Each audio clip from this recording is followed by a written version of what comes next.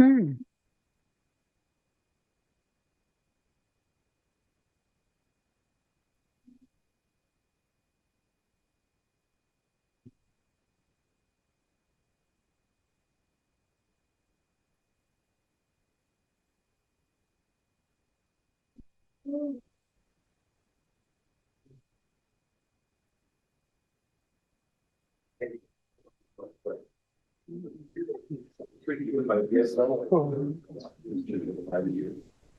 I won't say anything. Okay.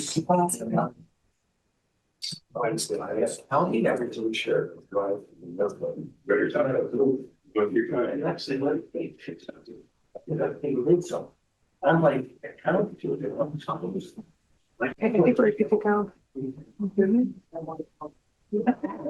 Good afternoon, everyone. Call this meeting to order of February the 18th, 2026. And we will start by rising and for the playing of our national anthem.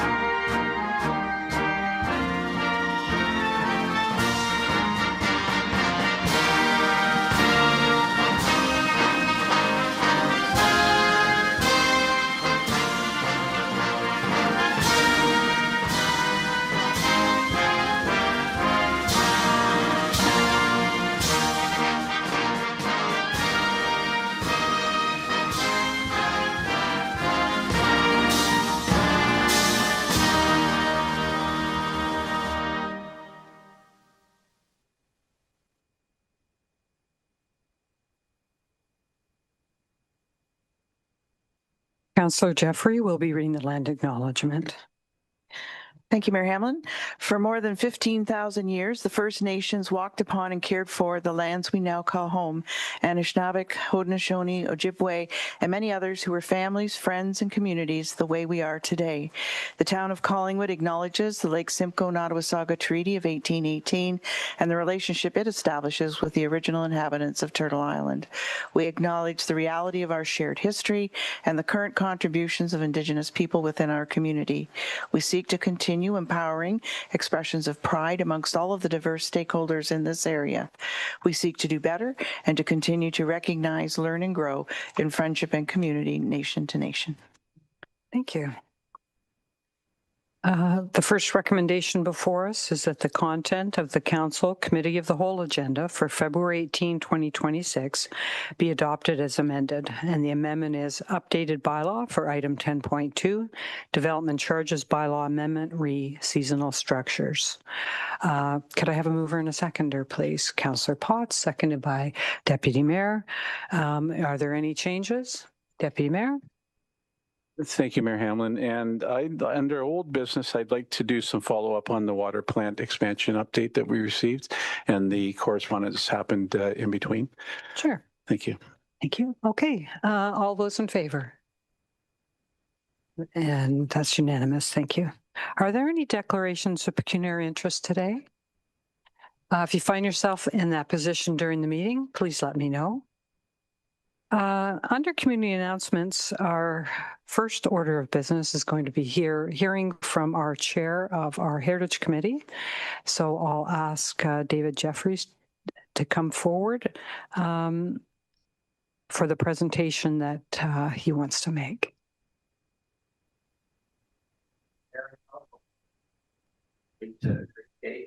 Let us know where the first slide, that'd be great. Thanks.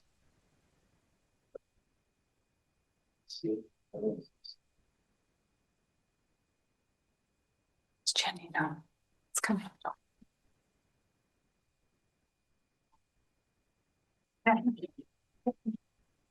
That's great. Well, if the first slide will be an outline of what we're doing, and I can sort of speak to a couple of items.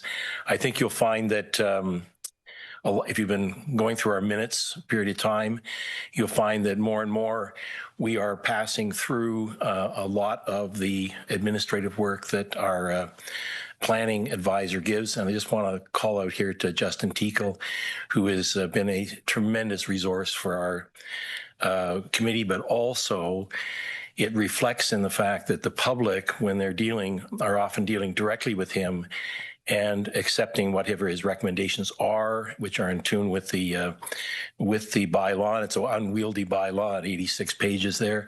And so it's been very good that has happened. And obviously we are, you'll see on the screen, I've just identified our committee members, but just to remember that there are other people on the committee non-voting. We'll recognize one of them today, but Linda Conway and Sue Nicholson at the BIA were integrally involved with them on a regular basis, and Lindsay Cook at the museum is a huge resource for us. So go on to the next slide.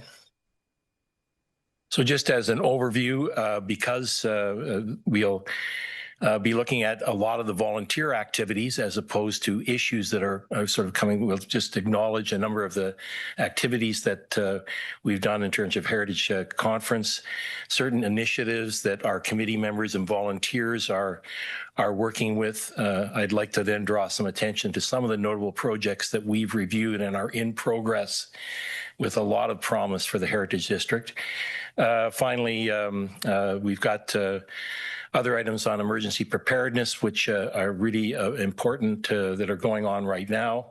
The community workshops that we've been involved with, a number of heritage issues that I'd want to talk to you about, and then some recognition of community member contributions, and finally the awards. So on the next slide. So Travis Jeffrey attended the Ontario Heritage Conference, and it was quite interesting in Picton. They went through a number of adaptive reuse items. There was a major look at Mohawk contribution. They did a tour in Belleville.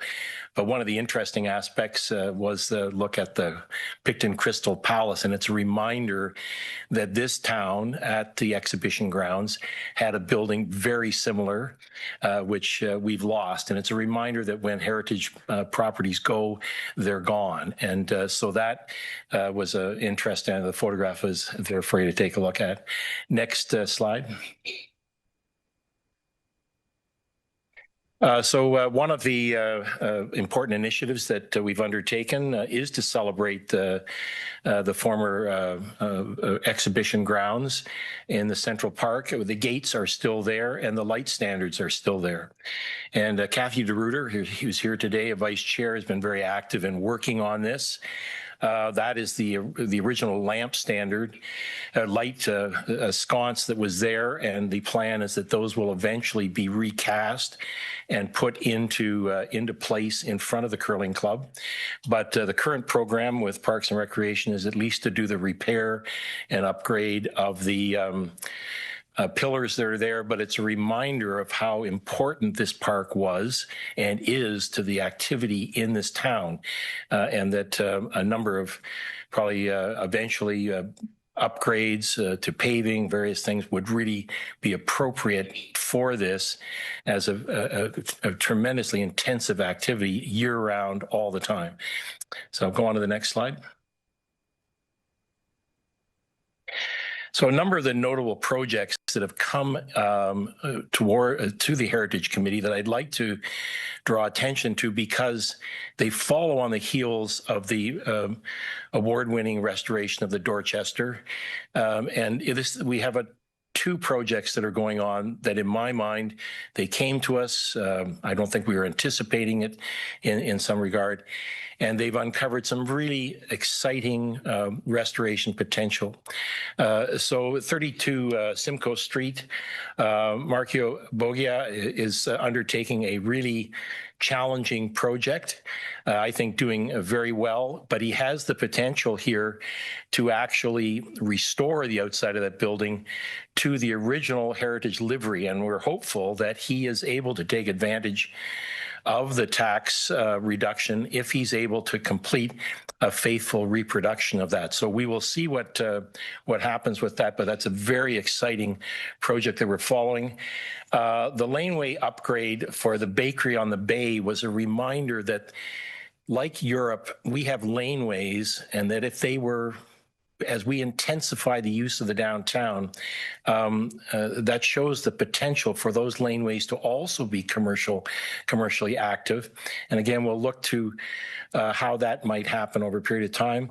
And that ties in with the parquet on Hurontario, which I understand will come forward to us eventually this year in landscaping plans, but very exciting addition to how that will integrate into the downtown. Next slide.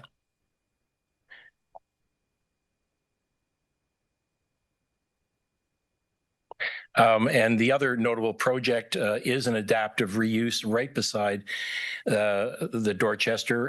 And Charlotte's Bakery, Tammy and Chris Millsap are certainly doing something that is, again, really exciting in the contribution and adaptive reuse of that property. And we look forward to that also making a huge contribution to the downtown in showing that we can effectively put in new construction and adaptive reuse that's going to work with the existing facades. Next slide.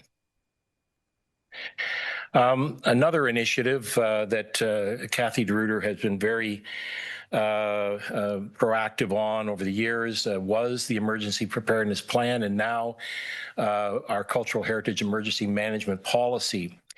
And this is a learning from the lessons that we've seen at Midland, in Orillia, in Goderich, what happens when major damage takes place. Making plans for how the building department will respond to this and what the strategy will be is an extremely important thing. So one of the other things that Kathy, through her original participation in the building department, is the record of what's actually in the town. And so she's got all of the committee members to be part of recording this year, every 5 years, a photographic record of every heritage building and all the heritage district that's in the town. Now, the recent fire that took place on St. Marie Street was a classic example. We happen to have the photographs of what that building originally looked like.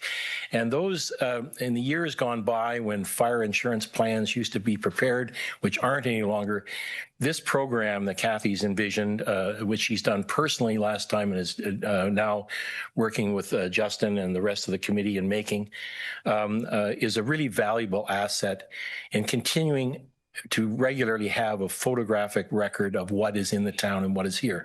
And what's amazing is that Kathy's, with her father being a photographer, and we have also other history long back where we go, yeah, did you realize that's what the signage actually looked like here or what was here? So it's a valuable exercise. Next.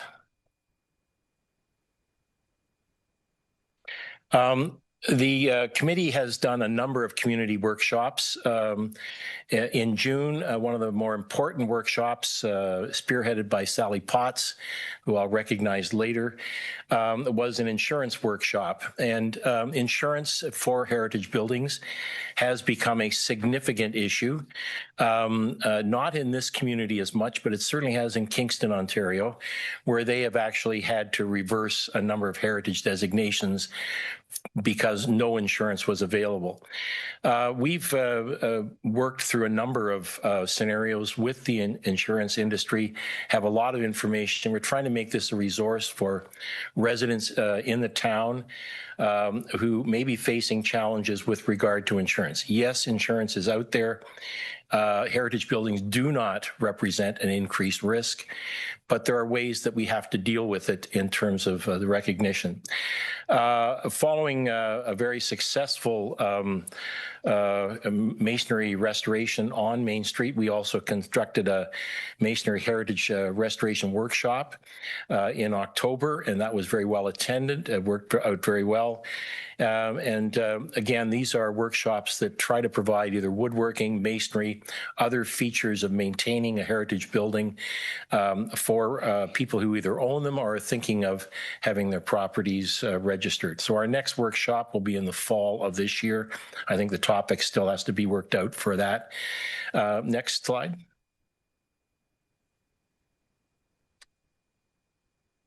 So I'd like to go to just three. There's always a number of community issues that we can look at, but I'd like to look at a couple that are sensitive to a number of us here.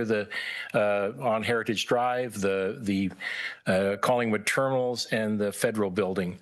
Federal Building, I'll just deal with first. We know that we understand this is going to be declared surplus, and we certainly, if there's a theme for my community issues today, it's being proactive about planning for things and what strategies we might have to get out ahead of issues.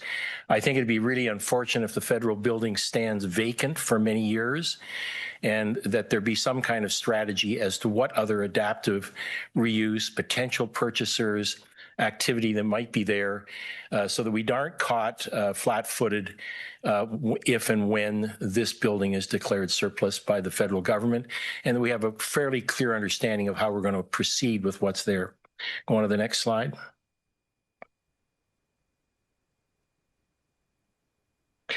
The Heritage Committee has been the beneficiary of a lot of input and work from Adam Gallant. He's been again, huge resource and a driving aspect of the heritage work or of the Terminals project. I'm not going to deal directly with the heritage with the Terminals building itself, other than to say the committee obviously is fully supportive of retaining the heritage of the building, keeping it in the best possible shape that it can, and look forward to, receiving the positive ongoing information about how the plans are working with that. But we did get a presentation that dealt with the larger public areas for the project. And that, I think, is really important for us to remember, that it's not just the Terminals building, but it is all of Heritage Drive. And we've looked at looking at the zones of what may be involved in each one of those particular areas. We were the heritage consultants that did make some presentation to us at one point. We felt that they were probably not as up to speed as we thought they should be on the entire heritage character. But it's a reminder that the Heritage District extends all the way out to the end of the pier, and it's very large, and it would include really important areas like Millennium Park, the Marine Knuckle, but also the landing area, even down to the entryway. We did a nice walk with Adam Gallant, looking at the entire character of what the landscape should be, possibilities with Lindsay Cook, starting from the museum as sort of the anchor point for walking out to that area. All of the new work that is going along on Side Launch Way and the Parkette are all part of this preliminary work in what it's going to be like to eventually look at the new Terminals Way, or Heritage Way, if we want to look at it that way. We did a presentation with the BIA, offering some of our thoughts about what is potentially there, but we certainly would like to start to see some thinking about not putting all the eggs in one basket, that everything has to be done when the terminals are redeveloped, that we may look and say that may be a long way off.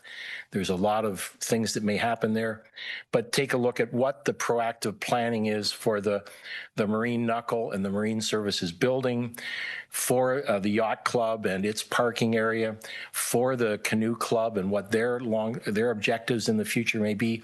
All of these projects should be looking to celebrate the heritage nature of this particular area. Next slide, please. We're coming down to the end. Just 2 minutes shy of 15 minutes. So Oh, God. Okay. Yeah. I'll wrap it up. Anyway, we're hoping that the new work here will tell a story about the Collingwood Harbor and that dialogue will continue on. Next slide, please. I'd just like to call out that Sally Potts has resigned from our committee for personal reasons, and we really will miss her participation. She's been a great contributor, and I think after this presentation, we'll be looking at the work of Margaret Moy on the Architectural Conservancy of Ontario as a member of the committee. She has been a really positive influence and especially valuable in developing the walking tours and maintaining all of that brochures that are there. So we will miss her tremendously on the committee. Next slide. So today we'll be celebrating two buildings. I'm not sure if the owners of they're here. Oh, they're great. 328 Pine Street.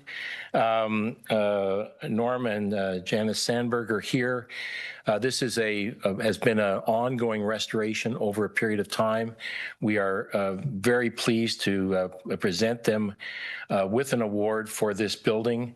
It has a significant history to it in terms of who was involved in its design. All the notes are on there on this particular slide as to the details of here, but certainly Chamberlain was a significant contributor to the architecture of this town, and their contribution to rebuilding and maintaining portions of this building are just outstanding. And next slide, please. And finally, 43 Ontario Street.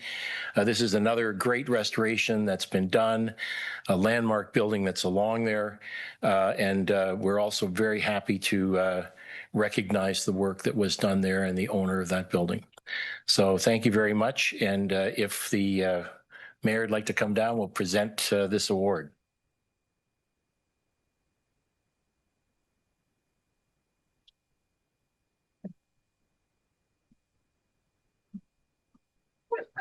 Where?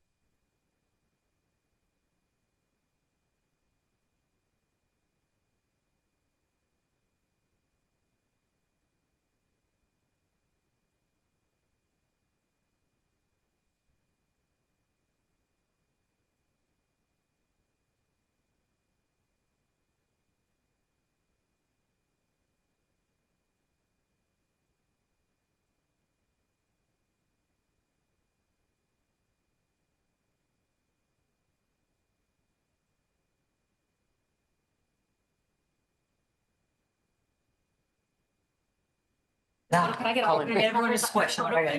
Squishing. Can you just tilt it down because it's reflecting the light from the, yeah.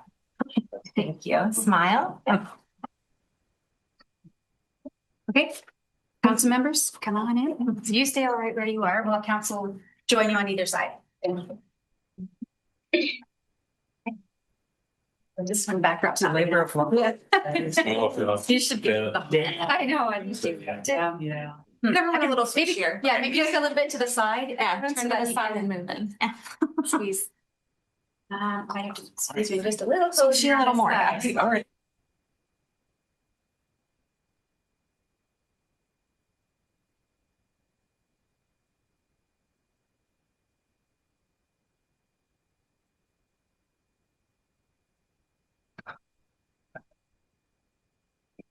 So if council wants to stay where you are, do you want to do the second award while we? No, there's no. Okay, sorry. Okay, great. Sorry it took so long. Thank you. You have to have a timer.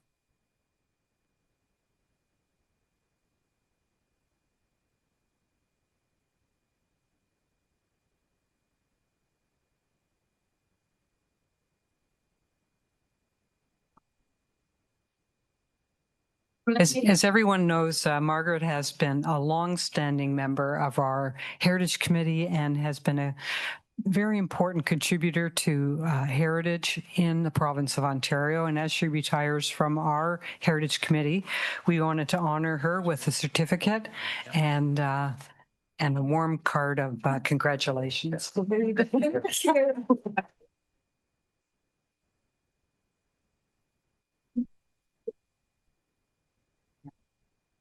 Right, here, one more photo. Wonderful, thank you. Thank you. Thanks, Margaret. Yeah. Great. Thank you.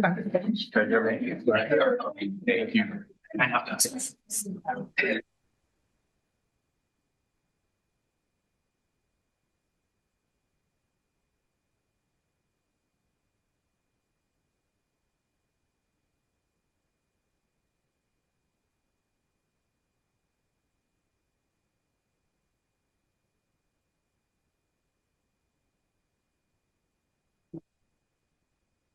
Okay, so for the rest of the community announcements, we'll go around the council table as we usually do, and starting with our deputy mayor. Thank you, Mayor Hamlin. And I do have a couple of short items, but first I wanted to just provide both personal and elected official support to the municipality of Tumbler Ridge. Without a doubt, it's impossible to comprehend the tragic impact their community members are enduring since February the 10th. An item I have is as part of Black History Month, an upcoming event is next Wednesday, February 25th, and it's a cooking demonstration by Chef Patience Crisea to celebrate African cuisine. There are two times, one in 6:30 p.m. at the Collingwood Youth Centre on 76 First Street.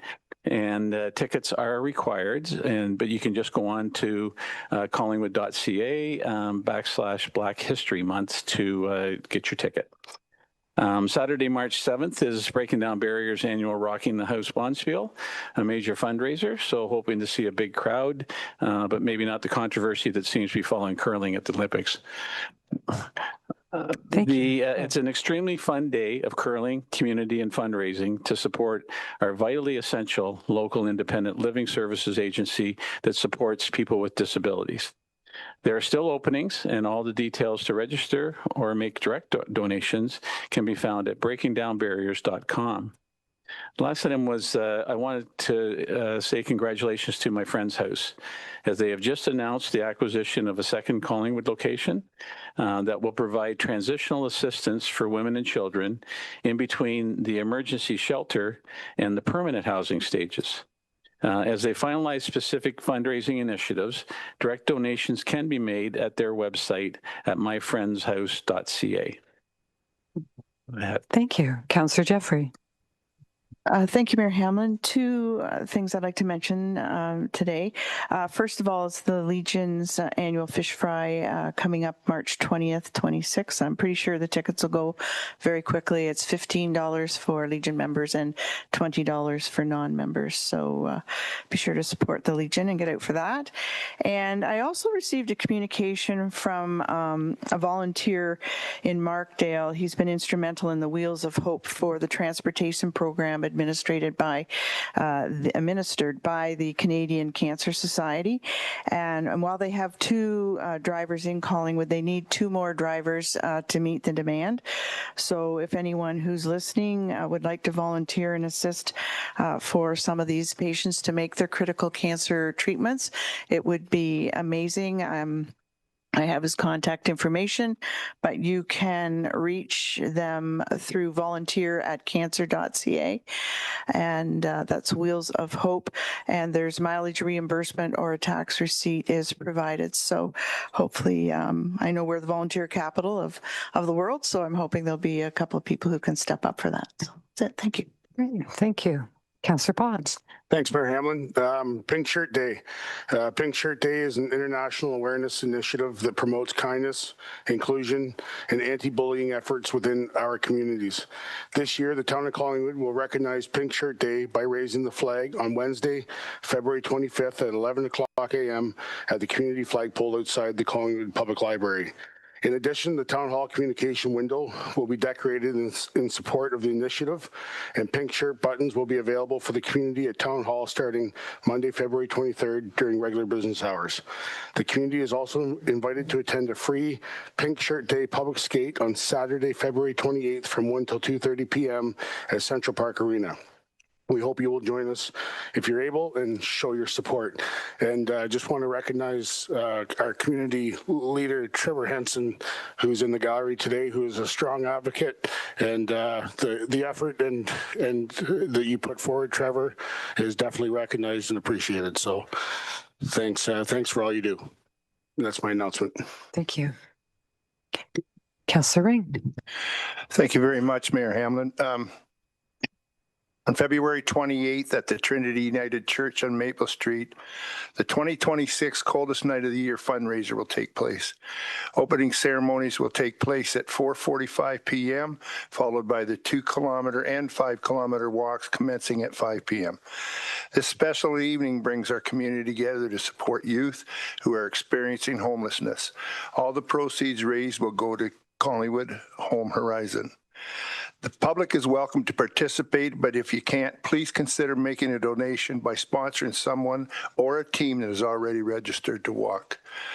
Collingwood Council has put together a team named Councillor Challengers, aptly led by our Sidney Crosby, Councillor Jeffrey.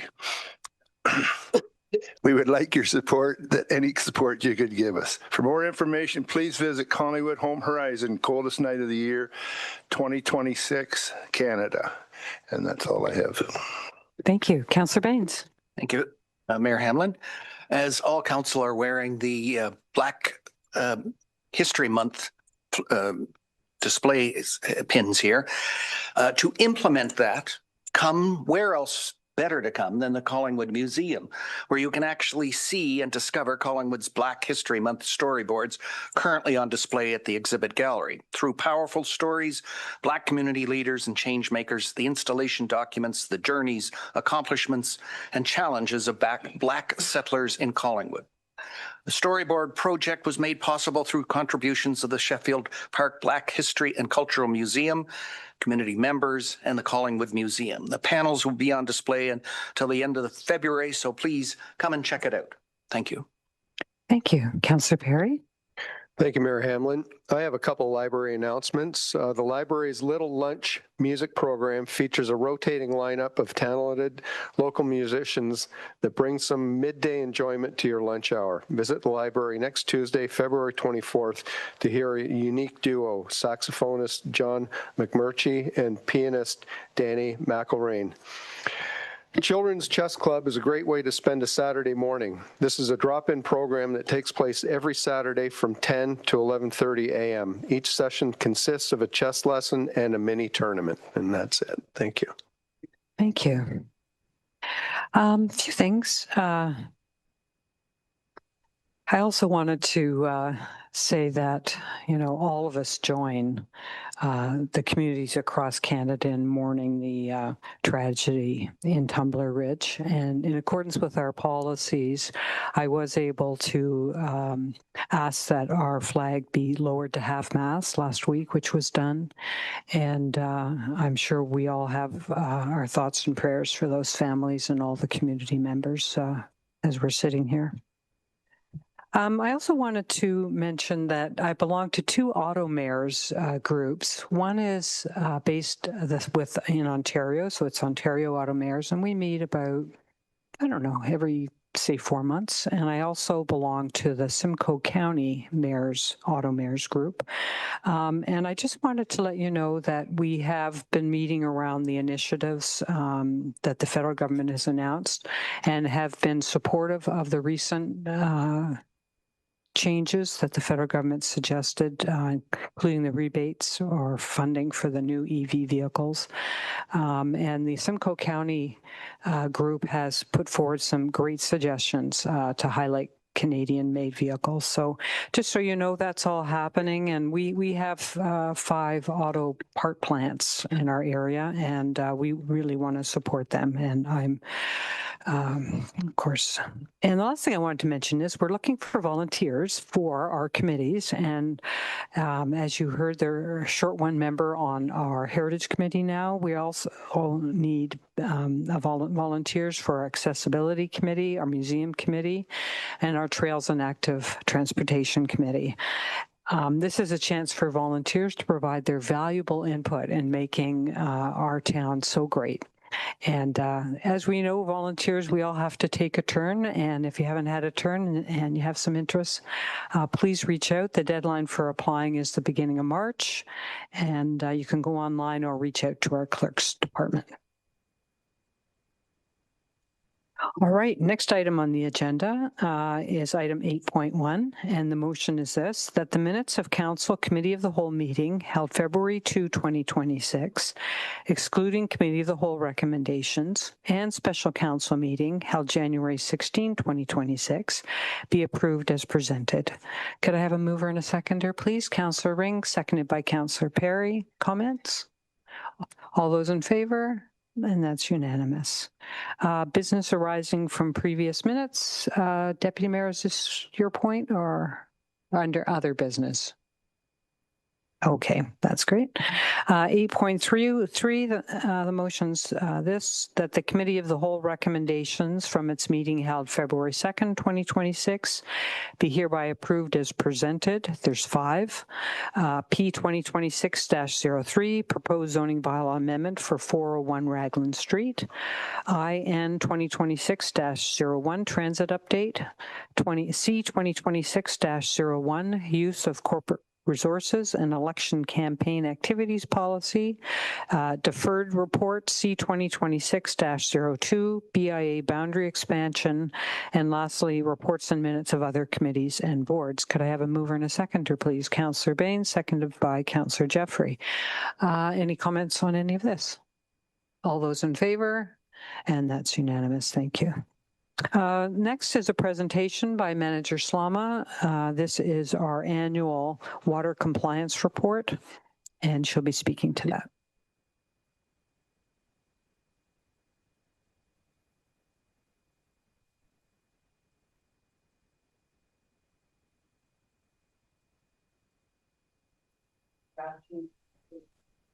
Council.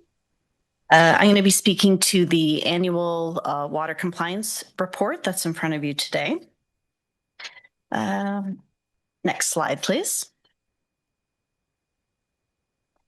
So this staff report provides council and the public with a summary of the operational data for the Collingwood drinking water system for the year 2025. The report complies with the regulation requirements of the Safe Drinking Water Act, which is Regulation 170.03, and also the Drinking Water Quality Management Standard. It includes all information required to be summarized and submitted to the Ministry of the Environment, Conservation and Parks by February 28th. And the report presents data on raw and treated water flows, drinking water quality testing results for various parameters, a summary of system maintenance and repairs, and provides an overview of key components of the water treatment system. Next slide, please.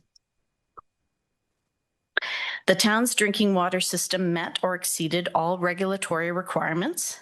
There was no regulatory non-compliances identified. There was an administrative issue which was noted by our ministry inspector as one SCADA review exceeded the 72-hour requirement, and it was completed in 73.2 hours. Part of the corrective actions related to this was to complete a refresher on our internal SCADA review protocols with the treatment operators, and this was completed on June 17th, 2025. So again, our ministry inspector did not consider this a non-compliance. Next slide, please. On December 12th, 2025, a water main break at Highway 26 and Pretty River Parkway caused low water pressures in parts of the town. The affected areas were isolated, repairs were completed, and the water quality maintained compliant. All microbiological test results met safety standards. A boil water advisory order for the specified areas in town of Collingwood was issued by the Simcoe Muskoka District Health Unit from December 13th to December 15th, 2025. There was an initial boil water advisory order that was issued on December the 12th, and that was rescinded by the health unit on December the 13th. The incident was not considered an adverse water quality event by the ministry. And for 2025, the drinking water system achieved a 0% inspection risk rating and a 100% final inspection score. Next slide, please. Maximum day demand is an important metric as it is used to assess the uncommitted hydraulic capacity for future development. In 2025, the maximum day demand was 26,064 cubic meters a day, including water supplied to the town of New Tecumseth and the town of Blue Mountains as per our agreements. This demand represented 84% of the system's total rated capacity. And for 2025, the maximum day demand is consistent with levels observed over the past 3 years, a slight increase from the previous year. Next slide, please.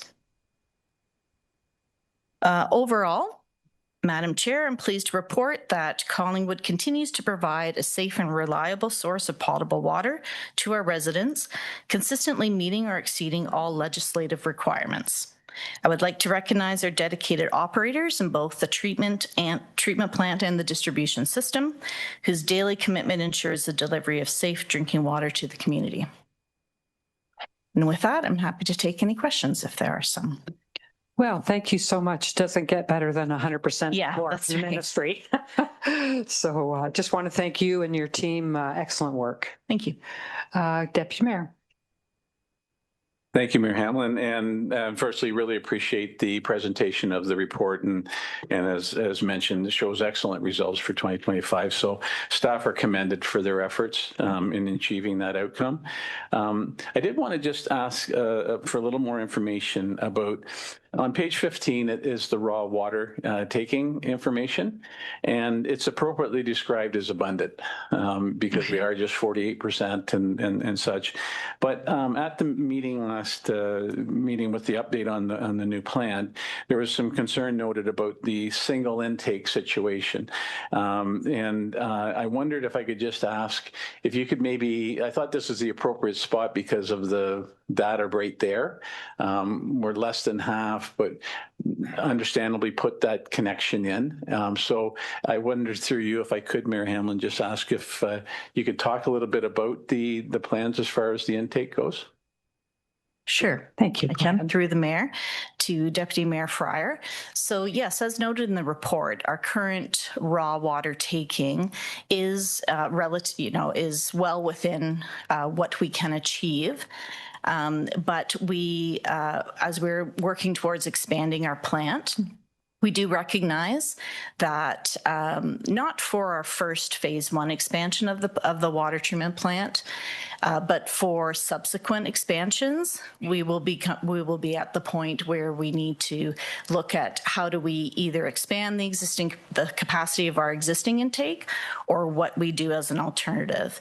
So starting this year, Manager Caden is working on a class environmental assessment looking at what are the opportunities to most likely duplicate the intake, which would also provide us with some redundancy, as well as provide for some expansion of the capacity, which will match the full potential of our wastewater treatment plant expansion.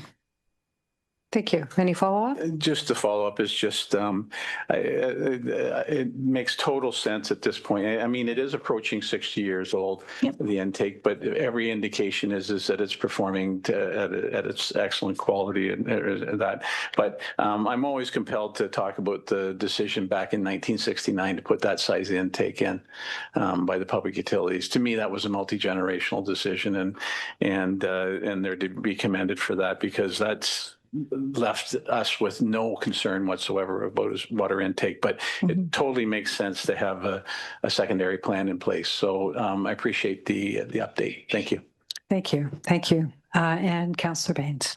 Thank you, Mayor Hamlin. Through you to Manager Lama.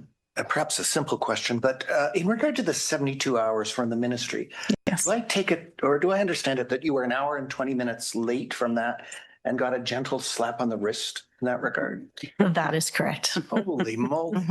Okay. So that, of course, typically doesn't happen on a regular basis. It's probably related to a 3-day weekend. Because we do have operators that are monitoring continuously, even through the weekends and on the evenings, but there is a requirement to do certain things within 72 hours. Thank you. And if I may, Yeah, go ahead. second question. In regard to the August maximum capacity demand, if you will, can you correlate that to something specific like side launch days and a lot of tourists in town or some event? And is it normal in August that you would have your highest peak demand? Yeah, through the Mayor to Councillor Baines. We typically definitely see our maximum day demand. It might be July, it might be August.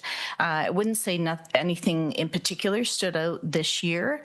It's all related to, do we have a dry summer? Are we seeing more irrigation use is fairly typical, and also seeing like the maximum taking from our partner municipalities. It increases in those months as well. Okay, thank you. Thank you. Thank you.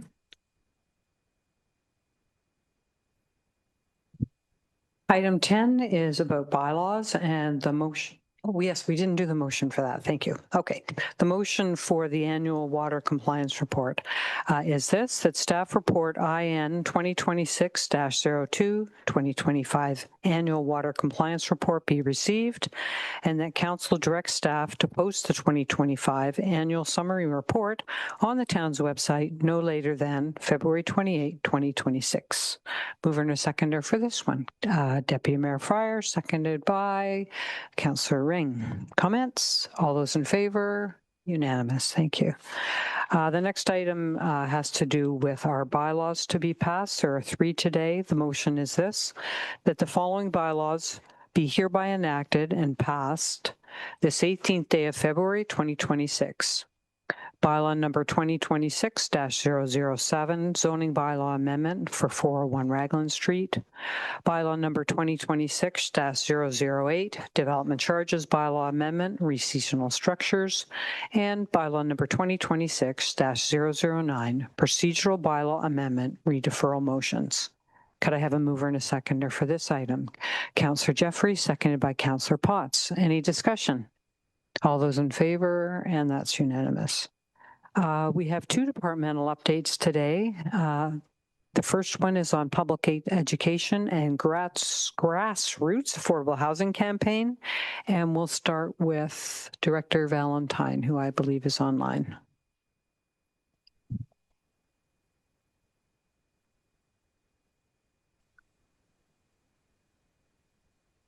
Thank you, Chair. We can go directly to Coordinator D'Souza, who I see is at the podium to provide an introduction and background for this item. Thank you. Thank you. Go ahead. Thank you, Mayor Hamlin and Council. Today, I will be providing an update on the housing public education campaigns, one of the key initiatives from the town's Affordable Housing Master Plan. I'll start by providing a brief background on the project, an overview of the research and consultations done, and a quick look at the 2 campaigns that we've developed in collaboration with Red Brick. We do have Andrea Montgomery from Red Brick Communications online today, who also has a presentation following mine. Before we get into the bulk of the presentation, I did want to acknowledge a few staff members who made this project possible. While this was a key initiative from the Affordable Housing Master Plan, our small but mighty communications team, including the Manager of Communications, Krista Carter, and Communications Coordinator, Julie Caden, were an integral part of this project from the RFP stage all the way through to finalizing the materials for this project. Director Valentine and I were a bit out of our wheelhouse here with a project being public education and communications related. So having support from the communications team was invaluable. So thank you. Next slide, please. Back in 2023, the town worked with our consultants and BLC to prepare a housing needs assessment to understand the unique challenges that the town was facing on the housing front. The housing needs analysis points to opposition to new development as one of the barriers that limits housing supply in Collingwood. It certainly is not the only barrier or limitation. However, it is something that the town can play a part in addressing. So a key recommendation from the master plan was to embark on a professionally delivered public education campaign with the overall objectives of fostering a more positive and inclusive community conversation around growth and housing. So in February 2025, the town released a request for proposals to retain marketing services, and Red Brick was subsequently onboarded in April 2025. Next slide, please. When the consultants made the recommendation for a public education campaign in the master plan, it was clear that they identified the need for an evidence-based approach to shifting the conversation around growth and housing. And we knew this would require professional expertise and resources beyond our capacity. Red Brick Communications has extensive experience in delivering similar education campaigns with municipalities across the province and brought with them the best practices for delivering effective social marketing campaigns aimed at shifting behaviors. At the early stages of the project, Red Brick conducted extensive external and internal communications with the goal of understanding the attitudes and perceptions our community has around growth and housing, and also gauging what language resonates with the community. Consultations involved meetings with the planning, development engineering, and bylaw staff, department heads, members of council, the Affordable Housing Task Force, the Georgian Triangle Development Institute, businesses and employers, and the public at large when at the town's farmers market booth, where we gathered over 250 responses from community members about the campaigns. In addition to these consultations with stakeholders, Red Brick also reviewed media articles, public meeting recordings, social media posts to help assess community sentiment, and conducted jurisdictional scans from other municipalities as well. Next slide, please. The insights from this research inform the development of two public education campaigns that you'll be seeing today. The first is the What's Possible campaign. This is the town-wide corporate campaign designed to inspire hope, invite curiosity, build community pride, and highlight the benefits of housing options for the community. This campaign will be delivered by the town. And the second is the We're All Neighbors campaign. This is a targeted, lower-cost grassroots campaign aimed at inviting open dialogue, inspiring action and involvement, and inviting more voices to the table. The intention is for the task force to deliver this campaign with the support of staff and overall be the voice for We're All Neighbors. I will now turn it over to Andrea Montgomery from Red Brick Communications, who also has a presentation, and she will give you a closer look at the campaigns, key messages and audiences, and an overview of implementation. Thank you. Thank you so much. Over to you, Andrea. Thank you, Your Worship, and through you, and thank you very much to Claire as well for the introduction. So Red Brick's been pretty excited to be a part of this initiative, a part of this project, and we're excited to be here today to share the campaigns with you, a little bit about the approach and how we got here and where we landed. And we know that certainly that housing is driving a lot of the conversation in municipalities right now across the country. And it's not necessarily an easy story to tell. There's a lot of complexities to it based on the roles of different levels of government, the changes in, the Planning Act, for example, what's happening in development, conversations about affordability, of course, which is why we're talking about this, and even the language that we use along the way can be confusing to the community. So the campaigns that we are presenting, as Claire mentioned, are based on on our research, both locally within Collingwood and also some best practices as well. And I do have to make sure that I thank and do a shout out to the Affordable Housing Task Force that the town has, because their ongoing work, their dedication, their passion for this topic and is just to be commended, as well as the meaningful conversations that we had with the task force through the development of these campaigns was really, really invaluable. So really hats off to their ongoing work and commitment to this. So we're happy to be introducing these two campaigns, as we mentioned. The town's campaign is going to be led by the town, obviously, and the grassroots campaign will really be led and driven by the task force. And each of them has slightly different objectives, even though they will complement and support each other. So if we go to the next slide, please. The objectives really for the town campaign is related to inspiring behavior and attitude changes, right? So this is where we are planting seeds for a more open, constructive conversation. We want to be telling a relatable story that aligns with what people are proud of when they live in Collingwood, what they love about being in Collingwood, and a recognition that by supporting different and various diverse types of housing, that actually we can build and enhance what they already love about Collingwood. We also obviously want to break down some myths about housing, about planning, about development, and raise greater understanding about the need for more diverse housing options, as well as the benefits of growth in the community so that you have a healthy, thriving community. And of course, the town is doing lots to push this forward and is taking action.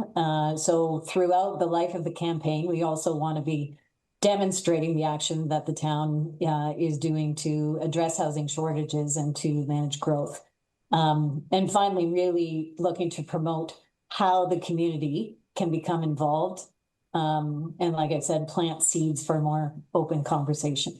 So that's the town campaign. If we go to the next slide, please. These are the objectives for the grassroots campaign. So while they support what the town is doing, this is more about inviting curiosity and interactivity. So this campaign is meant to be welcoming, inviting, inclusive, and very open, with the idea of inviting as many voices to the table as possible and being very participatory. So this is where the strength of the task force comes forward, because these are peers in the community. This is peer-to-peer conversation. This is about neighbors talking to neighbors, as you see come through in the campaign theme. So if we move to the next slide, please, as we do think about what the task force, what their role is as a task force, they've already been doing so much work and they've been playing an integral role. And we want to be able to support and continue that important work that they're doing.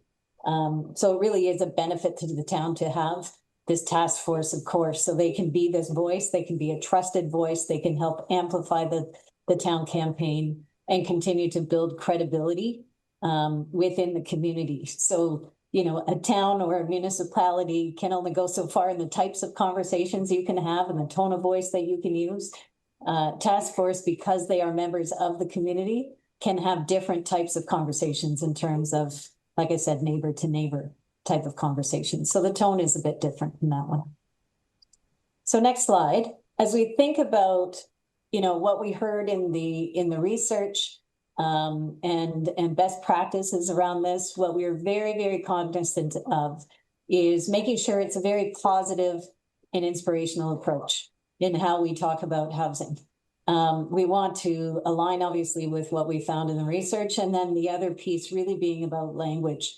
So as I mentioned early on, we have lots of language that's floating around about housing, from affordable to attainable to deeply affordable, social housing, community housing, you know, market rent, market rate housing, all of these things. And it can be kind of confusing for anyone to sort of keep up with who's using what kind of language. So we know, and even the feedback from the task force is even the word affordable, they often are spending time defining what that actually means to the town, which is something that's a little bit different to what affordable housing means to the county, for example, as they deliver more deeply affordable social housing. So these conversations, we have to be aware of that. And as we have a goal to reach as many people as possible as part of this discussion and to invite in as many voices as possible, we're looking at changing that conversation a little bit and talking about language that resonates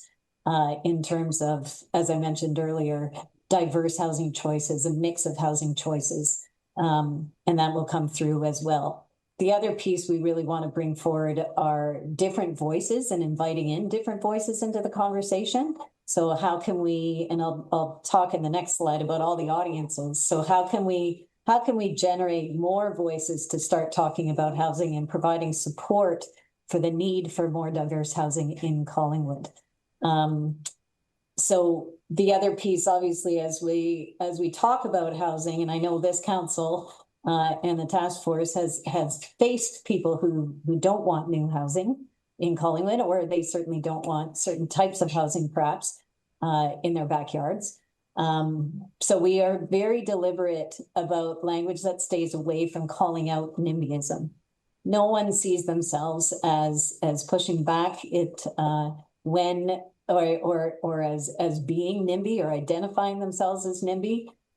People have really authentic reasons why they have concerns about something. That could be fear, it could be some misunderstanding. But we want to be able to support the conversations with individuals and your conversations as a council when you are faced with maybe some resistance on different developments and things like that. So we've built some of that into the campaign as well. And really, at the end of the day, the final goal is to encourage engagement and not deter it. So that's where we come to from a very positive and inspirational approach.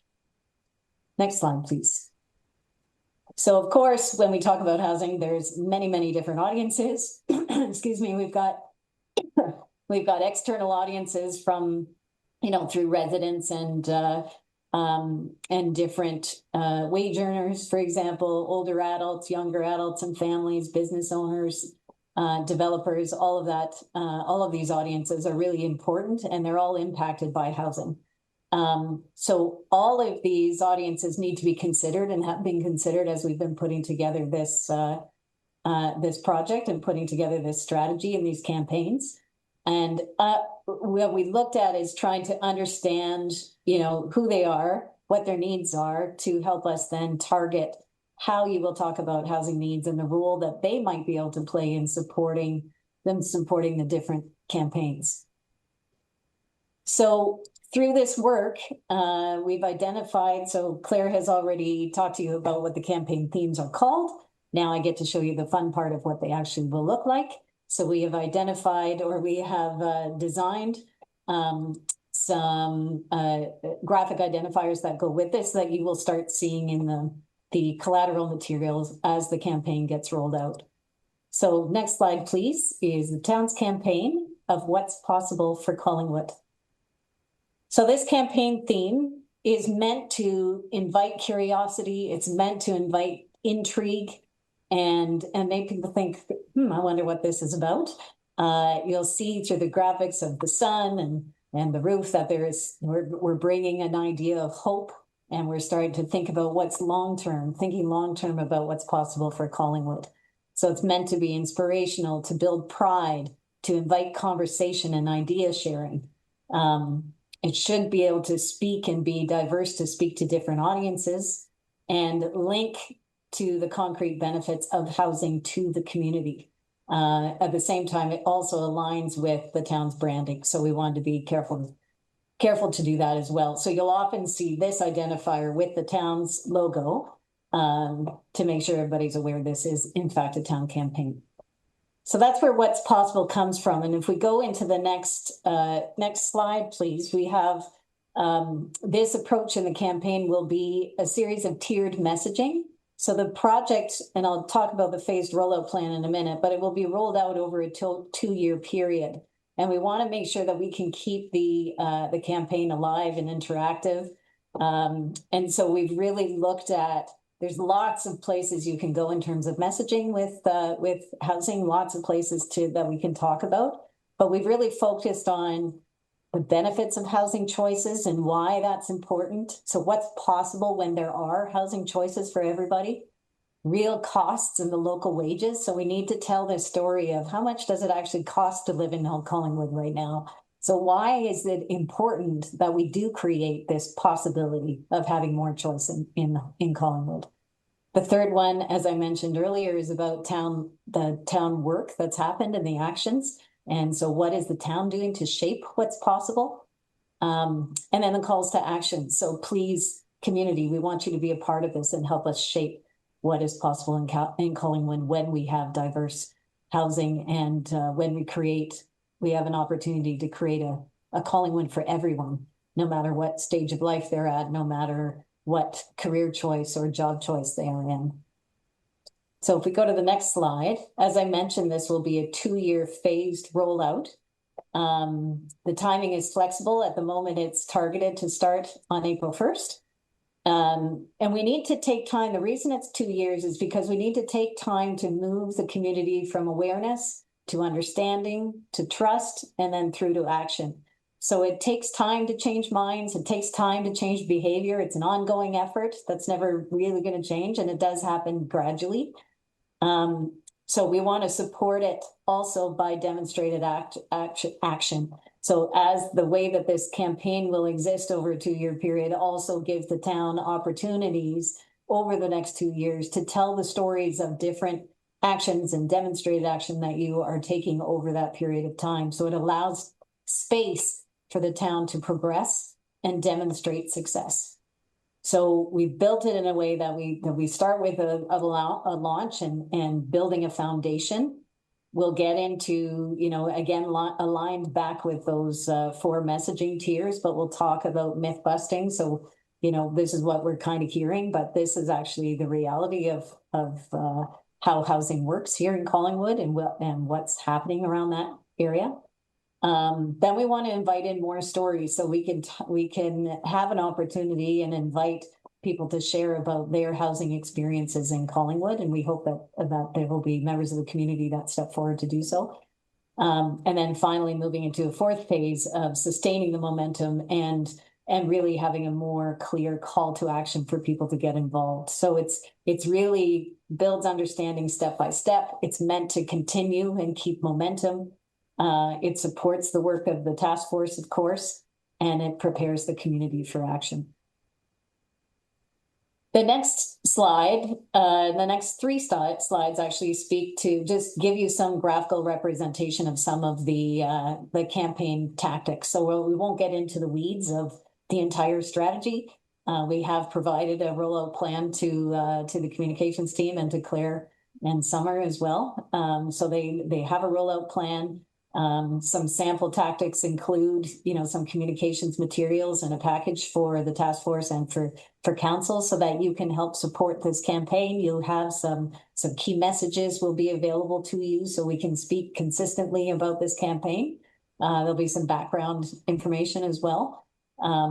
We've got some outreach materials for community champions. The webpage is going to be set up. That will be interactive and we'll keep building on it over the 2-year period. There'll be a number of social media series that are sort of focused topics as we go through. For example, we'll start with obviously launching the campaign itself and sharing ideas about what's possible in Collingwood and driving people to the website. The second series on social media will also be about myth busting, which I mentioned before. Then we move into the storytelling and talking about different stories from different career types. And then at the end, a series about, did you ever wonder how you can help? So showing people, showing support, and driving in more engagement. Along the way, we also look to having some polls and series and surveys to sort of test to make sure that we are monitoring the campaign and seeing how it's progressing as we go forward. And trying to engage more community voices there.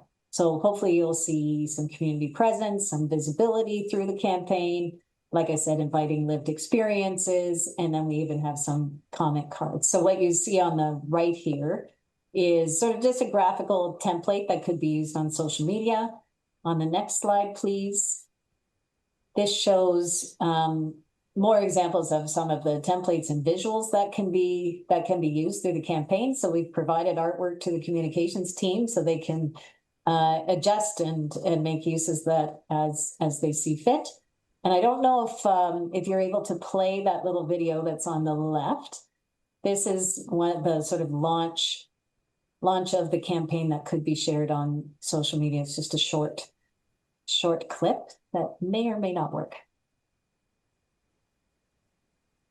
Perhaps not. Okay. Well, it's a short thing. We can send it along to you as part of your package for sure. And really, it's just an animation of what you're seeing on the screen right now. So that will help create some visual interest, hopefully, on social media.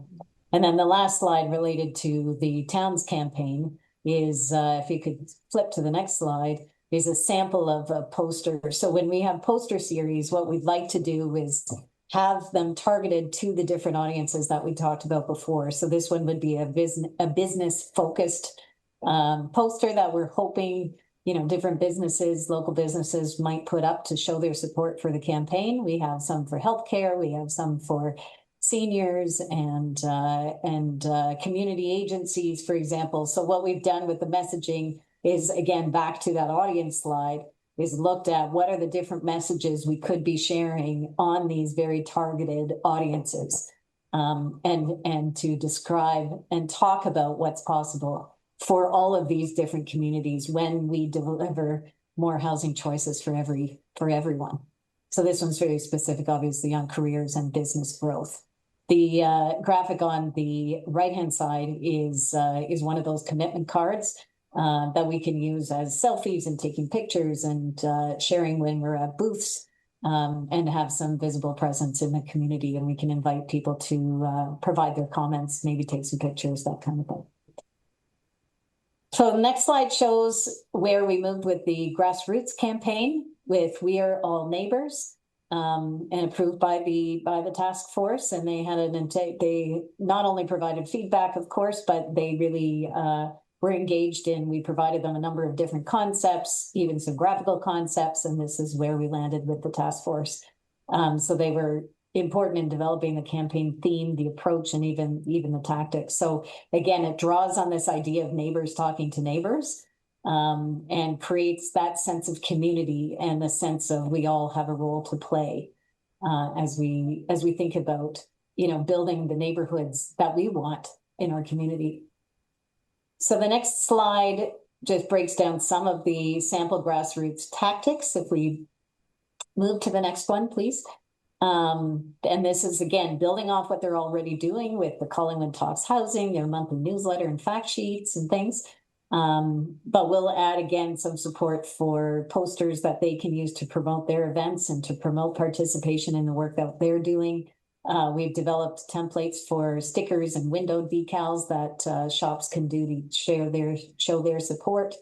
And we're looking at them setting up a pledge wall, and similarly with some commitment cards there as well. So they'll be really working independently, but we will have provided artwork, provided some of these templates for them to use, and of course they'll be supported by the town's communications team as they go. So the final slide, of course, we want to make sure that we're measuring success along the way. So the next slide is just a few ways that we will be making sure that the campaign is progressing well over time. It's a flexible campaign. Your communications people know what they're doing, so we want to make sure they're set up for success. So we'd be looking at, of course, social media engagement and reach, the website, how many people are participating in online polls, going to the site on the Engage Collingwood page. There'll be short surveys, as I mentioned, to help garner feedback throughout the campaign, and really listening and monitoring the tone of the commentary, the types of questions that you receive. Do we have some success with the myth busting? Is that helping people understand better, what housing looks like, what the planning and development process looks like, for example? And then we'll measure by how people, how many people do we get sharing stories? What's the uptake maybe in some of the town's programs, such as the additional residential units, for example, and other housing opportunities. And then, of course, adjusting the tactics and messaging as needed. So I'm sure there will be a report back to council while the campaign is running, for you to learn more about how that's progressing. So I just want to thank you very much. The final slide is just a red brick slide. So thank you very much for having us be a part of this. And I'm certainly open to any questions that you may have. Well, thank you very much. Really looking forward to seeing the campaign unfold. It looks like it's going to be awesome. And I'll just say that I really like the housing option for all career choices slide, because I think that's when people really start to realize, oh, where are the teachers going to live? Where's the new OPP recruits going to live? What about the fact we need to double the staff when we have our new hospital? So anyway, those were the things that resonated with me. And thank you for that hard work to our coordinator and to you and your team. And I'll open up. Does anyone on council have any questions? Deputy Mayor. Thank you, Mayor Hamlin. I just want to take the opportunity to thank Consultant Montgomery for her efforts as well. We have our work plan presentation later, and I will agree with her comment about the Affordable Housing Task Force members. The volunteers have been spectacular, and ongoing efforts are to be commended. But we're going to have our full discussion later in the agenda. So that was all I wanted to add right now. Seeing no other hands up, thank you very much. Our next departmental update is from our project manager, Gallant, on electrical needs. This is an update. Thank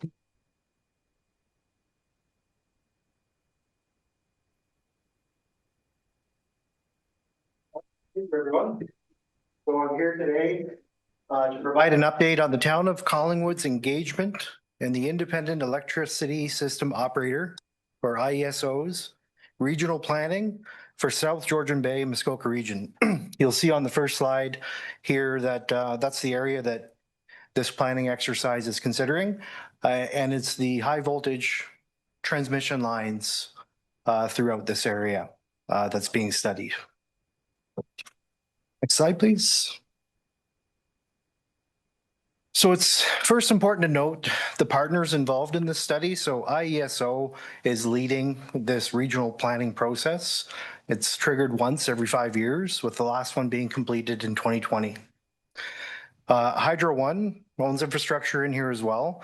They were involved in this study by the completion of a needs assessment based on the feedback they had from municipalities identifying their needs.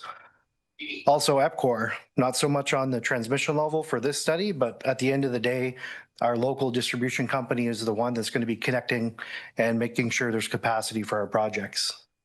And obviously the town of Collingwood, and I'll speak a bit more about the input we've had on this planning process to date. So this started last summer in 2025, and it started with the Hydro One needs assessment. And the way the town was involved is we had staff from different departments. So I was involved from the Terminals Point project from a district energy perspective, but we also had inputs from planning on growth targets and other community projects that we're aware of and developments that we wanted to make sure that Hydro One was aware of. We didn't do the calculations like our team on behalf of those. Our role was to identify what those projects were. We provided that last summer. And like I said, some examples were the growth targets for residential, commercial, and industrial growth provided by the County of Simcoe. The major projects that we're aware of, major developments. Also, not specifically tied to a project, but climate action projects that we're seeing that are tied to electrification by replacing natural gas systems. We wanted to ensure that the capacity for those type of projects is going to be available going forward. And I had already mentioned district energy. We're still in the process of a business case for that, but that's important considerations for this type of study. Next slide, please. IESO has, they've held webinars, they've had engagement sessions, and they've had a significant amount of engagement opportunities, and I've participated in many of them, and I usually see other staff there as well. We continue to stay engaged with IESO to make sure there's adequate services for our community. That's the main reason why we're there in these engagements, in particular to this study. We've completed surveys. We've had follow-up meetings with both the IESO and EPCOR, who takes our projects that we identify that we're advocating capacity for and helps us understand how those calculations are done and put into this study. And to better understand, I would say for me, what's been helpful is to better understand the levels of responsibility at the transmission level versus the local distribution level. That's been helpful as well. So we continue to stay engaged there, and again, mainly just advocating that we're going to have capacity for our forecasted projects going forward. Slide, please. A couple of the things that some of the feedback we've provided, along with ensuring what we've identified has been included and accounted for, is our understanding that all municipalities on the system need to have input as well. So that's one of the things we highlighted, that we want to make sure that everybody's identifying their needs, because there could be neighboring municipalities that move projects forward that use capacity that maybe wasn't identified during this study. So that's some of the feedback we provided to IESO. Also, we understand how critical this is in terms of expansion and growth, and the way the process works when you're initiating these projects and developments on when power is allocated. So we're doing our best to highlight that. Next slide, please. So where we are now is the IESO, sorry, I'll back up. The Hydro One has completed their needs assessment. IESO has completed their scoping assessment that identifies what the needs are in this region. And what's going to take place next, or what I've learned is going to take place next, is a distribution system plan that's led by EPCOR. This is also done on a 5-year planning cycle, and we've met with EPCOR throughout this process in our responses to IESO, and we're actively participating in those engagements for the next step in their distribution system plan. And I think that's it for all I had for the update, unless there's any questions. Okay, well, thank you so much.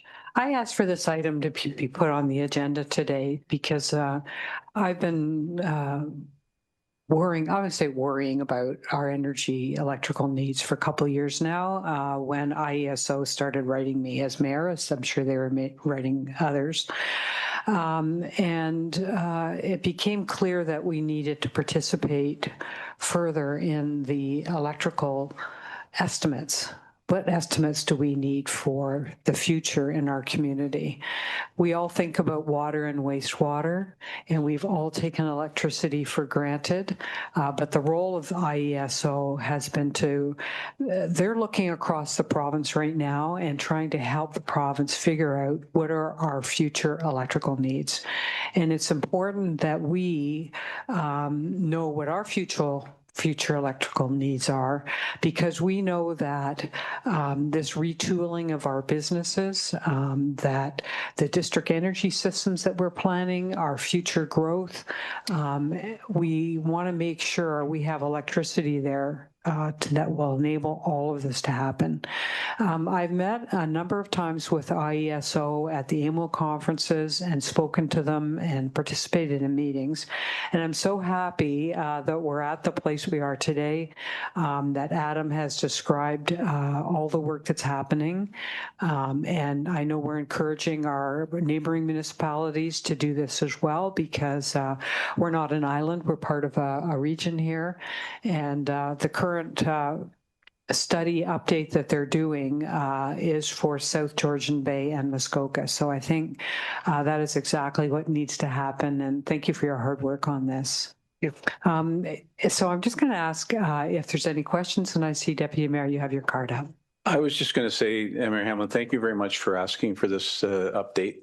I appreciate it on ongoing basis. And the thing that's different now, of course, is we have a private distributor here in town where we used to own the asset. And so we don't have the same interactions, but it's very pleasing to hear the communications going on. And I really liked your comment about, and Mayor Hamlin just touched on it too, about making sure the other municipalities are doing the same type of thing, because we don't want to get in a situation where we're at the end of the line and we've done what we need to do, but others haven't. So it was a very helpful update. I too worry about things, and you mentioned earlier as well about the new rebates on the EVs and what impacts that going to have. So I really appreciate the update. Okay, thank you. Any questions around the table? No, that's great. Thank you so much. Thank you.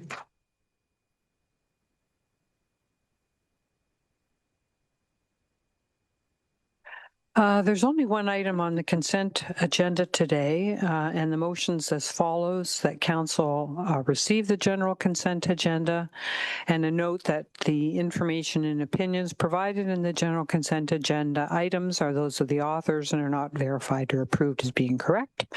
And what's there is the joint Water Committee minutes from October 31, 2025. And of course, the Joint Water Committee is something that was set up between Town of Collingwood and New Tecumseh. So I'm looking for a mover and a seconder on this.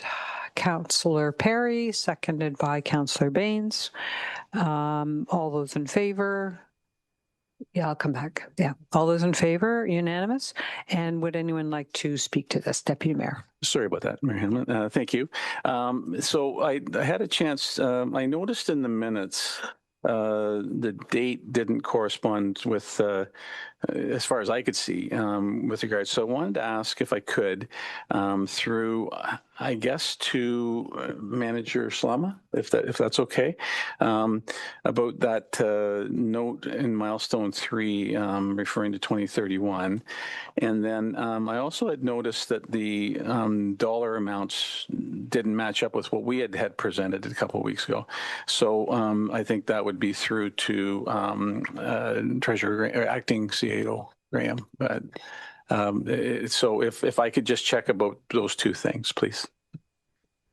Go ahead. Thank you, Madam Mayor. Through you to Deputy Mayor Fryer. So in the Joint Water Committee meeting minutes, there was a reference to the dates for where the different milestones will be achieved. So in the minutes, it does say that milestone 3 will be achieved in January 2031, and that should be 2032. So that is a correction which I'll make sure that Director Alcoca brings forward to the Joint Water Committee for an adjustment to the minutes, or allow at least to have it be discussed at the committee. For the second item, there was also a reference, kind of like a generalized reference for the dollars spent to date, and the more detailed information on the dollars spent to date, and Treasurer Graham can correct me if I'm wrong, should be 49.6 million overall, as opposed to 44.5. Did you wish to add something? No, just to confirm that Manager Slam was correct. Okay, thank you. As a follow-up, if I may, Mayor Hamlin? Yes. So my understanding then is the update we got a couple of weeks ago was about the construction costs of the project. So I'm gathering the other things would be engineering, and would interim water be in that, or is it part of the construction cost? Sorry, go ahead. Who knows that?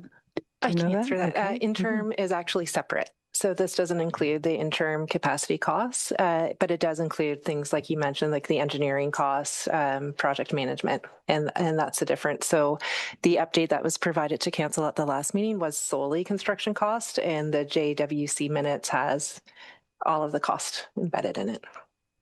Okay, I'm going to follow up with that when we talk about things under old business then. Thank you. Okay, thank you. Oh, yes, go ahead. Thanks for If I putting may, that Madam Mayor, I just wanted to add to Treasurer Graham's comments that some of the difference in the overall cost from the construction also include the pre-selected and pre-purchased equipment. So that was purchased by the town outside of the construction agreement. So that also is part of the difference between the two. Yeah. Yes, Councillor Jeffrey. Thank you, Mayor Hamlin. My question is simply that these minutes are from October 31st. And I noticed in reading through the minutes, they talk quite specifically about municipalities getting these, I think, in a much more timely manner. And I'm just wondering why we're lagging in the process, because I think this would have been good information to have before the last update we got. I think we're kind of out of sequence. Yeah. Anyone know about the minutes and how often they can be made available to council? Yes, go ahead. Thank you, Madam Mayor. Through you to Councillor Jeffrey. I think the intention is to turn the minutes over quicker, and we haven't been as prompt as we want to be with that. So both municipalities are making more of a concerted effort to review the minutes promptly and get those finalized and out to the councils. I will add that the update that Manager Caden provided last meeting, it was a little bit more up to date because he did include some information as of the end of 2025, whereas these joint water committee meetings that you're seeing today are more dated. Just as a follow-up then, I think for me, it gave a bit more of a grounding on the development of where we got to. It was kind of like there was a chunk missing and then we got an update, and we were able to follow the bouncing ball as to how we got there. So, yeah. So I'm glad that they're going to make the effort to turn these around a little more quickly. That's great. Thanks. Okay, thank you. Okay, the next item on the agenda is the county report. Deputy Mayor, did you want to add anything? I don't have anything at this time, Mayor Hamlin. Thank you. Next item on the agenda is a motion, and I'm going to turn the microphone over to Councillor Potts to read in his motion. Thanks, Mayor Hamlin. So whereas the downtown patio program was expanded to allow for curbside patios in 2010 with the completion of the downtown revitalization plan. And whereas during the COVID-19 pandemic, patios were permitted to expand their operations on a temporary basis by extending patios onto the boulevard within the on-street parking areas. And whereas Council considered Staff Report C 2023-10 post-COVID downtown boulevard patio and retail display review with agreement to continuing allowing patios to operate both on the sidewalk and on-street parking areas with permit costs to remain status quo.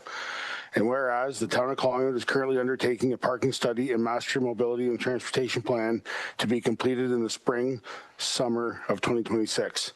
And whereas the town and downtown Collingwood BIA Board of Management continues to receive complaints to the lack of parking available in the downtown and discussed on-street patios at their meeting held February 12th, 2026, providing their informal support for the options being presented. Therefore, it be resolved, the council consider the following options as an interim measure until the recommendations of the parking study and master mobility and transportation plan are brought forward to council for consideration.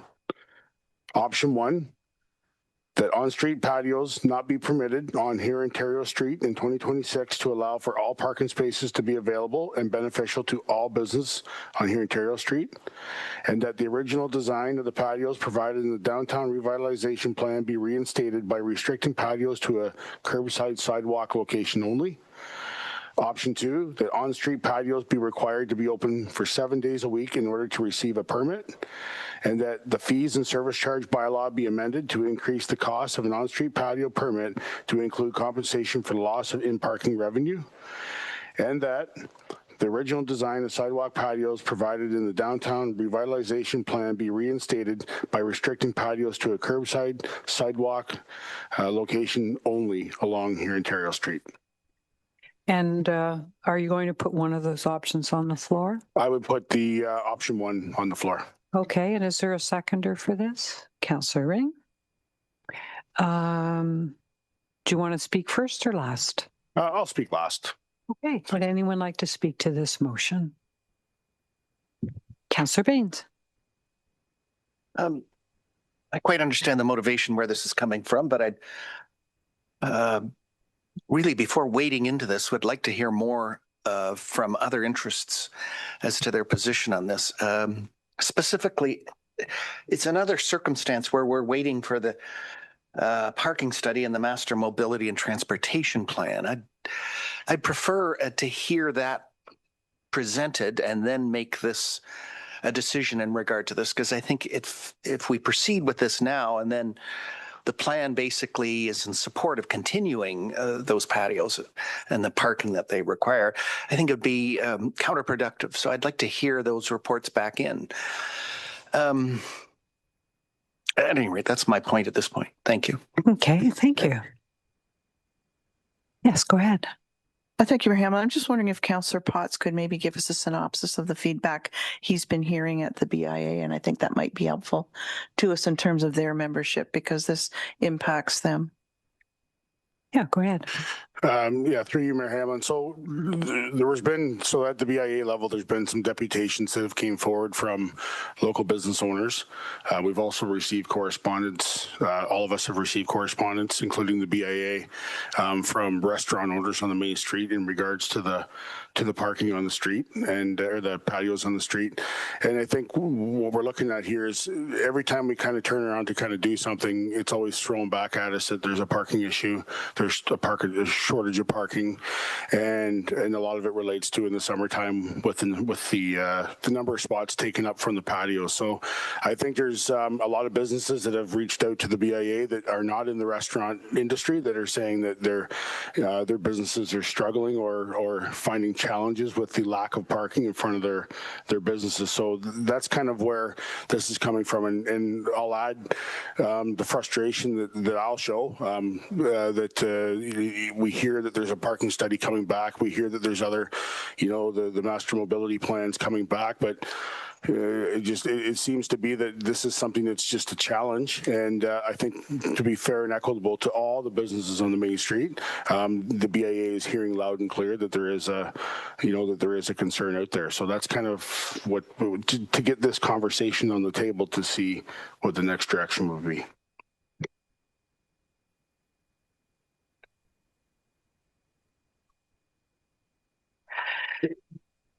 One thing on my mind on this was, and I've been thinking a lot about this, but patios really have helped to animate our downtown space. And we work so hard to animate and make our downtown a really fun and engaging place to come. Right now, for example, we have auditions going on for buskers. And I believe it's a pretty known, observation that patios generally, and I don't mean just in Collingwood, but create economic activity because of all the buzz and vitality they bring to a downtown. And what we're talking about here is about 156 spots for patrons to sit outside that would be removed in 2026. And we would save or reopen 14 parking spaces. And for me, I feel that I would like to have some input from our staff on this. I would like to know what would be the economic impact of our downtown if we were to eliminate this outdoor patio space? I don't feel I know what my gut is, but I think, we need a little more information on that. I think 14 parking spaces, in the scheme of how many parking spaces there are downtown, is some, but it's not a lot. Everyone wants to park in front of their favorite store when they shop, but we do have 3 large parking lots in our downtown and lots of parking on the side street. And I'm sure we're going to see from our parking study some recommendations on what more we could do. I think the biggest impact from my observation on parking downtown has been the opening of Chuck's Roadhouse, because there was no parking required for that, because we don't have parking requirements for businesses downtown. And if you go, I have looked at other Chuck's Roadhouses when I've driven by in other communities, Midland, for example. They all have big parking lots out back. And I believe from looking at Chuck's, and I've been in there and enjoy it, this is nothing bad about Chuck's. This is just how our rules are right now. Their capacity is over 200 seats. So even if 3 people came at a time, and who knows, I'm just, I'll just average that, but 3 into 200, we're talking 70 parking spots that they're not providing. So I think this is a bigger issue than patios on the street. And I would like a bit more input on this. I'm not opposed to having a look at the rules either, and maybe staff could give us some advice, because I'm quite mindful of, Councillor Potts, when you first brought this forward, a bit of a worry that why should someone be taking up spots on the street if their patio isn't open all the time? And so I bet there's some best practices out there, because we're not the first community to have patios, not just on the sidewalk, but on the street. So what are the best practices? And maybe we could have that help inform what we're doing. And maybe it should be as partly what you're saying here. Maybe there's a cost increase if you're on the street. I don't know. I just don't know. But I think what I'd like to see out of this, and just to add this in for discussion right now, would be a staff report back to us on the economic impact and on some more rules around if we're on the street. What does that look like? Yeah, go ahead. Thanks, Mayor Hamlin. I appreciate and understand all your comments.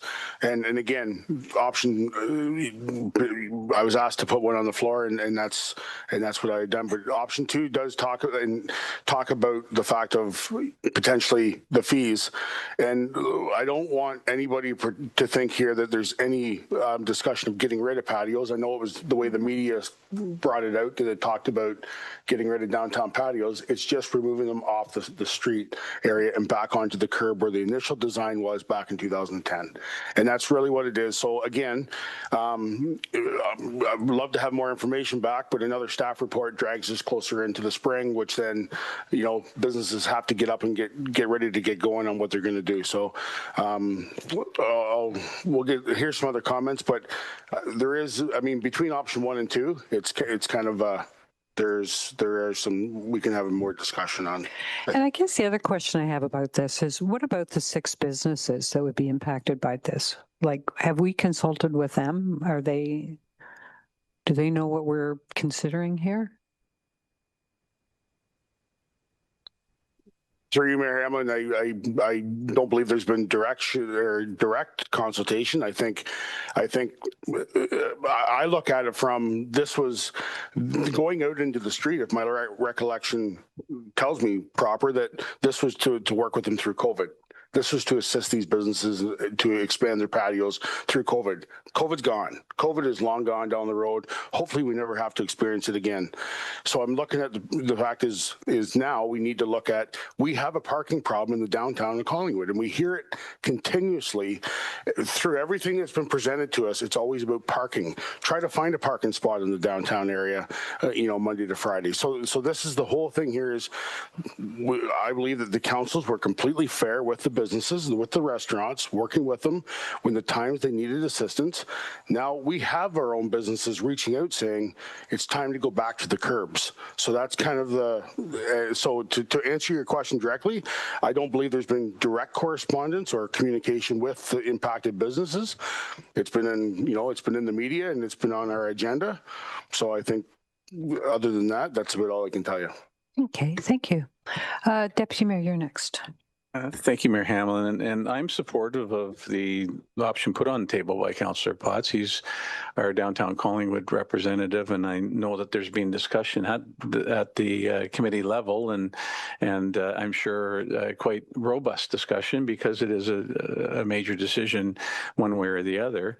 I didn't support them on the street when the initial vote happened because of the safety aspect. So I'm looking at it as well as, and thankfully nothing nothing happened. I just felt that they weren't secure and safe enough with the setup that was going to be. But so I'm supportive of the option that's put on the table, because I think the inputs come from the people who are more knowledgeable about that area than I am. So I'm prepared to support option 1.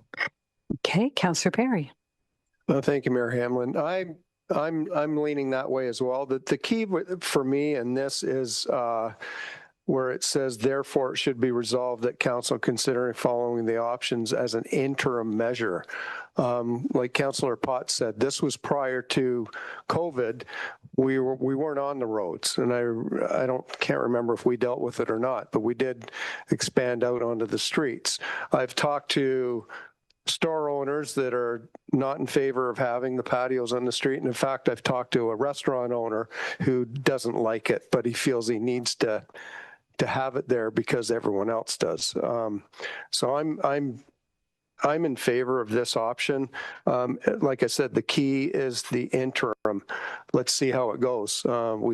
If we drag it into a staff report, we've lost this summer. Thank you.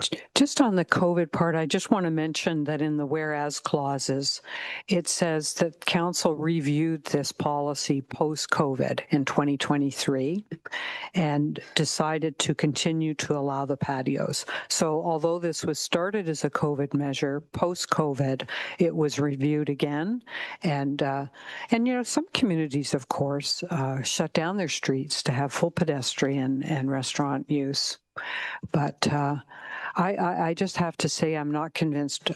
For me, at least, I've heard from the restaurants. But anyway, we'll see. Okay, Councillor Ring.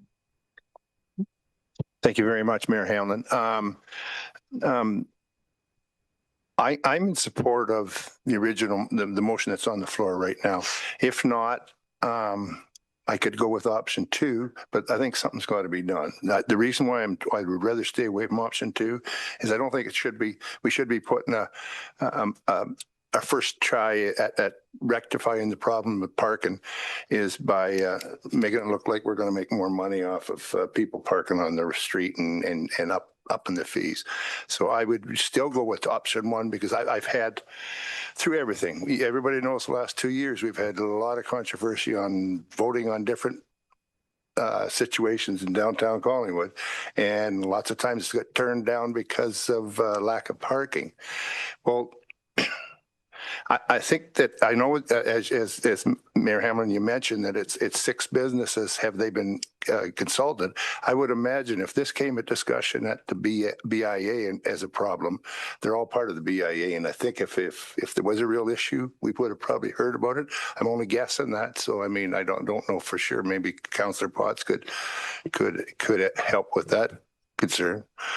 Yeah, go ahead, Councillor Potts. Through you, Mayor Hamlin. Like I said, on the BIA, we received some deputations from business owners, and basically those deputations that they had brought, so they took the time to come to the meetings to speak about the concerns of the on-street patios, and for all the reasons of the parking, and whether it's in front of their businesses or just in general. And then we've also both correspondence from restaurants owners at the BIA level, and all of us as members of council have received the same correspondence in writing from business owners, especially in the restaurant industry, of their concerns as well. So that's kind of as representing all the businesses and the community as a whole, this is something that we need to do, is bring forward as a concern. So, yeah, Councillor Baines. Sorry, we weren't finished. Yeah, go ahead. Yeah, go ahead. Thank you very much. I'm going to say that one thing we have talked about, and I mentioned that, is needing the parking. I've heard some examples, and you gave yourself where we've specified one new business downtown that could be one of the biggest problems. And I'm going to be hard. That's hard for me to blame it on any business downtown, let alone a new one. Anybody that's lived in Collingwood for a while, there's always been a business in that corner. In fact, our first Canadian Tire was there, and there was no parking. And they seem to flourish enough to build the store they've got now. Across the road, there used to be what they called the Mount View Hotel that would have patrons on the weekend, probably more than 200 people, and they had no parking. and that corner had no parking. So, I mean, we businesses in that corner have learned to survive, and I think the main streets learned to survive. Say worried about 14 parking spots might sound trivial, but that's 14 less than we have. And if we're worried about the 6 businesses, which we should be worried about every business downtown, but we also got to be fair to everybody.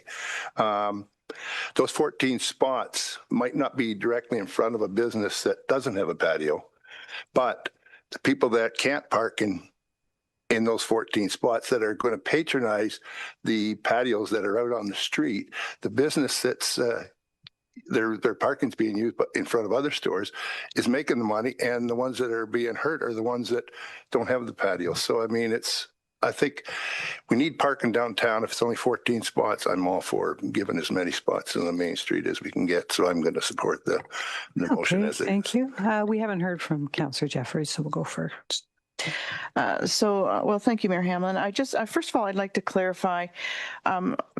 I know Deputy Clerk Dahl sent out the email referring to 156 seats, but I think that included the curbside ones plus the on-street ones. So we wouldn't be losing 156 seats. I thought that's what I read. No, that's right. I just want to clarify that because I thought I read the opposite, was that the 156 included the ones on curbside and in the parking spots. Yes, thank you. Through the mayor to Councillor Jeffrey, that's correct. The way the capacities are configured for the patios is per square foot, and I was not able to break that out into on-street and curbside. Okay, so thank you for that clarification, because that would reduce it significantly, I think, as to what would be being lost in seating. And there's the economic impact is 2 ways. It's one that the mayor might want calculated for the 6 restaurants, but there's the one for the neighboring businesses who need the rotational parking to turn more patrons in their businesses. So I think that what appealed to me about this option was that we were being fair with everybody. They were being able to put patios out by the same rules. So the consistency, what was important for me. And I think when we talk about the downtown, I think where we've been building housing and having growth is the walkability of our downtown has really increased. And so for the restaurants, I think of the Red Hen and how many seats it had in there and how many people came down. And now that we have all this housing really close to the downtown, walkability for some of our businesses and restaurants has greatly increased. And I think why we reviewed it post-COVID was because COVID was over, we weren't recovered. We were trying to transition into a recovery from COVID. So I think that was a reasonable approach at that time.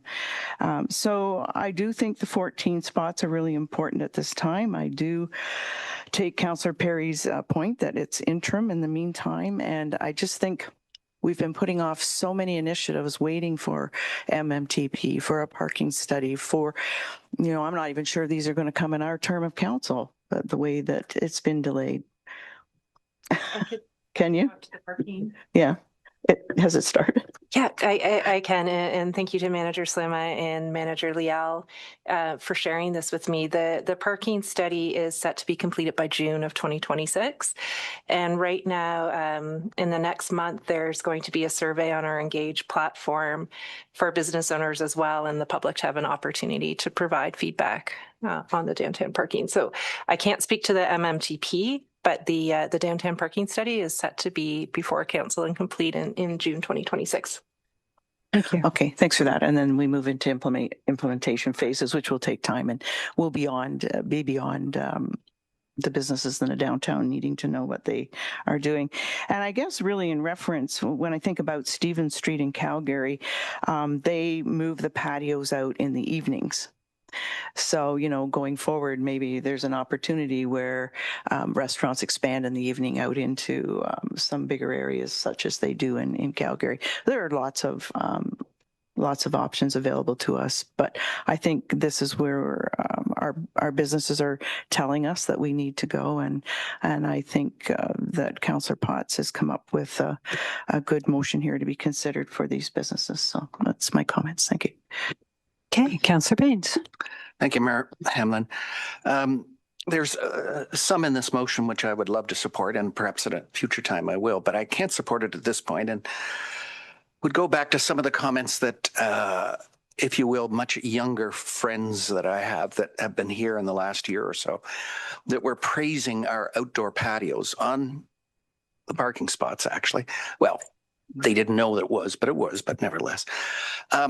They were complimenting Collingwood for the new vibe that they say we are implementing in being progressive in that sense. That's their opinions.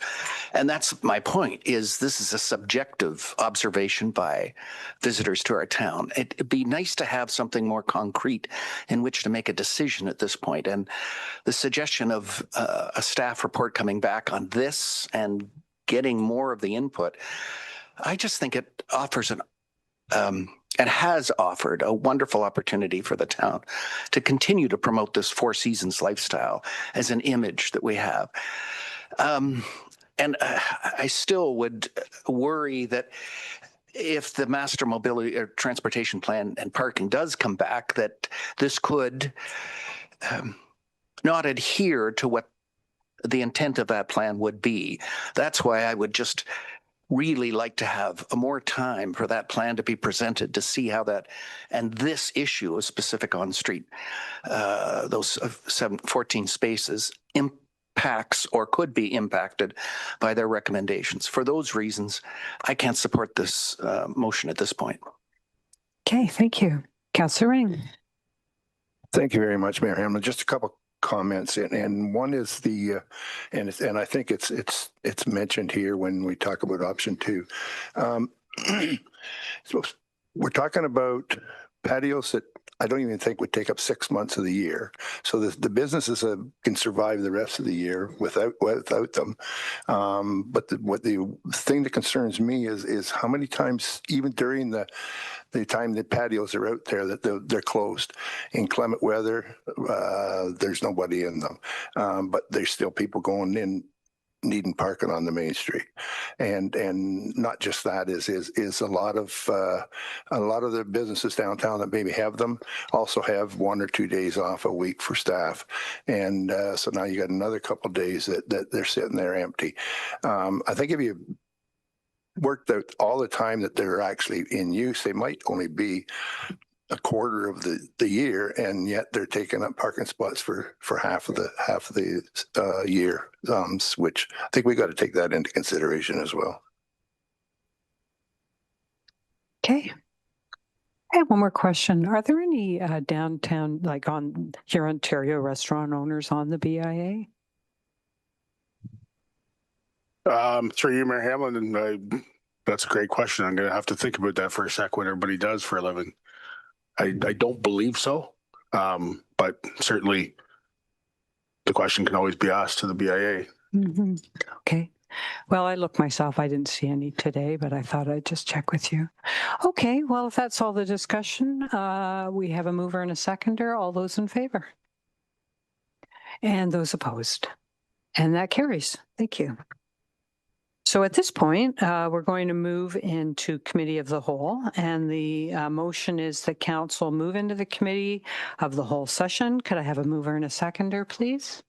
Deputy Mayor, seconded by Councillor Fryer. All those in favor? That's unanimous. The seconder? Councillor Perry, yeah. Okay. No, Fryer was first. He moved it, and Councillor Perry was the seconder. Yeah. Okay, so we will just take a 5-minute, well, no, there's two things we're going to do right now. We're going to take a 10-minute break. And also I had spoken to our acting CEO before the meeting, who was going to check into the roads and all those important things when you're having a major snowstorm and you have no idea because you're in a room with no windows. So we'll hear more about that when we come back, and we'll be back in 10. We didn't have a vote on what? going into. Oh, yeah. Okay, so we have to, we did not yet vote on going into committee of the whole. All those in favor? Unanimous. Okay. So I do have an update. Oh, we have an update now. So before we break, we'll just hear. Okay. I do have an update from Manager Cole, who has been keeping us updated on the roads. Currently, right now, there's heavy freezing rain south of Collingwood with high winds. The curling club has closed for the evening. Our Centennial Pool has closed for the evening. It does look like we are going to see a break about 4:30, and his advice is that we hold for now, that the roads would likely improve later than they are right now. But right now, he says it's safe to say that he can't see 10 feet in front of him. So it's bad out there right now. So if the option was to defer items, Director Valentine has said that the planning reports could be deferred. However, we do have people in the audience that have been waiting to hear the discussion, I believe, on one item in particular. And so that one would make sense to proceed if that was a decision that council made to defer the rest of the items. However, right now, our manager of Public Works is not advising that we need to. So. Okay. Any comments about this? Yeah. Okay. Sounds good. We'll see you in 10 minutes. Thank you.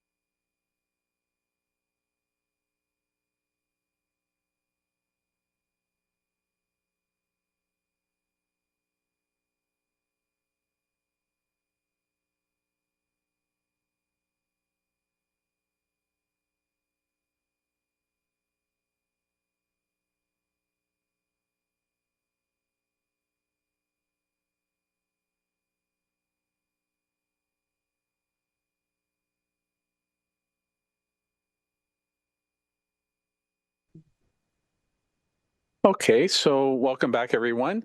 The first thing I would address is I'm going to suggest to council that we move up 15.2.3, which is the discussion on Red Maple. Unless anybody on council has a concern about that, we don't need to vote. We'll just make that change. And then that'll allow the presentation to happen. And then Colin's been in the audience the whole time, so we'll try to get that in and then let you get home safely. So I'll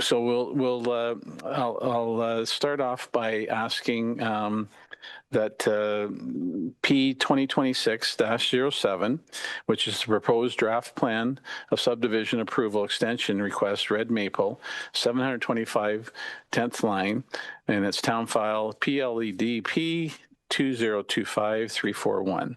And I'm going to first turn to a presentation. And I don't know, Director Valentine, did you want to make some initial comments first?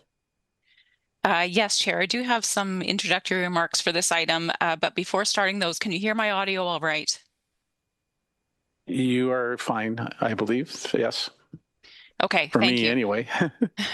Thank you so much. The subject of this report is a draft plan of subdivision that was originally approved in 2013, has been extended 4 times, and is again set to lapse after the successful registration of the first phase, which constituted a non-development block conveyed to the town for stormwater management and trail purposes. These scenarios of considering extensions for major long-standing files are certainly a challenge for staff. With the provincial goal of increasing housing supply at unprecedented rates, combining with servicing constraints in the west end of town, and the desire to see prompt progress on development projects, not tying up municipal services without municipal servicing capacity without performance, as well as ensuring that current standards are applied and supporting materials are updated. Within that challenging context, staff have developed a rationalized recommendation, but have also provided committee with a number of alternative options to consider should you desire a different path forward. For this item, Chair, we have Senior Planner Teakle to provide further information on his staff report and a summary of the staff opinion. Thank you. Welcome, Senior Planner, and you go right ahead. Presentation for Report P 2026-07 regarding an extension request application for draft plan of subdivision known as Red Maple. Next slide, please. So Red Maple draft plan of subdivision is approximately 17.6 hectares in area, and the lands are located on the east side of 10th line between the Georgian Meadows neighborhood and Taylor Creek. The site is generally flat and mostly cleared of vegetation except for trees generally associated with lands planned for environmental protection and parks. There's also 1 constructed model home and foundations for 2 other model homes at the western end of the site near 10th line. The property is municipally 725 10th line. Next slide, please. So in terms of a brief file history, the draft plan was approved on March 25th, 2013 for 230 residential units. A red line revision was approved in 2014 for 278 residential units, which is the current plan. 4 extension requests have been granted since the 2013 draft plan approval, with the most recent in 2022 for 3 years and 2025 for 6 months. The 6-month extension was set to lapse on November 25th, 2025. Staff have issued 3 30-day emergency extensions until February 25th of this year, and 1 additional staff extension is anticipated so that council has time to make a decision prior to lapsing. In January 2026, the applicant registered Block 198 and Phase 1, and conveyed those lands to the ownership of the town. The applicant has requested a 3-year extension. Next slide, please. So this slide shows the draft plan that was approved in 2014 and remains the approved draft plan. 10th line is at the left and the Black Ash Creek is at the right. The draft plan is comprised of 131 lots for single detached dwellings, 56 lots for freehold street townhouses, 1 block for 91 condominium townhouses, 1 block for parkland purposes, 4 blocks for servicing connections and trail connections, 1 block for stormwater management pond, 1 block for open space purposes, 2 blocks for environmental protection, and 2 blocks for 0.3 meter road reserves and a number of public roads and streets A through J. Block 198 is the environmental protection block shown in the more olive green along the northern extent of the lands and contains the Taylor Creek. That was the block that represents all of the Phase 1 lands that were conveyed to the town in January. Next slide, please. So with regard to site-specific considerations, those include municipal servicing is not possible until on or about 2030, and development of these lands is not required to meet growth projections until after 2030. Negotiations for an early payment agreement for significant reservoir and linear infrastructure upgrades reached a stalemate, and even if the agreement proceeds, the timelines for upgrades is on or about 2030. There's a general lack of demonstrated progress towards condition satisfaction and registration. There's an evolving policy and legislative context with the intent of underscoring the principle of use it or lose it, prioritizing those developments that can deliver housing supply in the near term. Block 198, or Phase 1, has been conveyed to the town, containing the Taylor Creek and trail, and Taylor Creek is a required stormwater outlet for development to the west and north. There's a potential opportunity after lapsing to consider undertaking a town-initiated official plan amendment to redesignate the lands for employment to help address a forecasted shortage of employment lands. And should council allow the draft plan approval to lapse, there's an opportunity in the 5 years subsequent to lapsing, provided that the ownership does not change, for council to deem the draft plan approval to have not lapsed, particularly if circumstances change related to the availability of municipal servicing, housing supply demand, and population growth rates. The official plan and zoning bylaw designations would also still remain in place if council allows the approval to lapse, and the owner could apply for new draft plan approval that would be subject to review under current policies and standards. Next slide, please. So staff are recommending that council refuse the extension request and allow the draft approval to lapse no later than March 25th, 2026. Again, the rationale underlying the recommendation includes the site being unserviceable until on or about 2030, no progress to justify the extension, and an evolving use it or lose it policy context.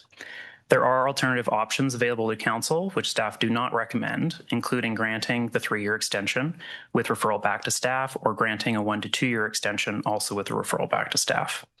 Should council choose either alternative option, staff recommend council grant delegated authority specific to this file for issuance of 30-day emergency extensions beyond 180 days to provide time to update conditions of draft plan approval and return to council for further decision. I understand that Colin Travis, planning agent for the owner, as well as Sean McGuire, who are also representing the owner, are both in attendance and may wish to provide remarks. That concludes my presentation, and I'm happy to answer any questions. Thank you. Thank you very much for your presentation. We'll actually be turning to the audience now, and if anyone in the gallery would wish to speak on this, come to the podium, please.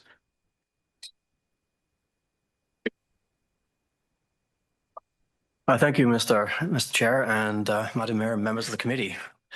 I appreciate the opportunity to address this the staff report and the recommendation.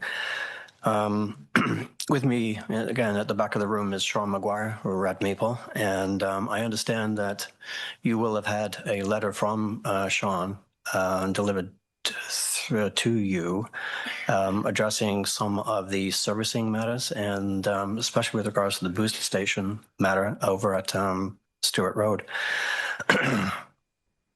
As Justin mentioned, the staff report is recommending that basically the draft approval lapse, and in summary, the recommendation is based on a few matters that include servicing timelines, limited progress, and lack of extenuating circumstances.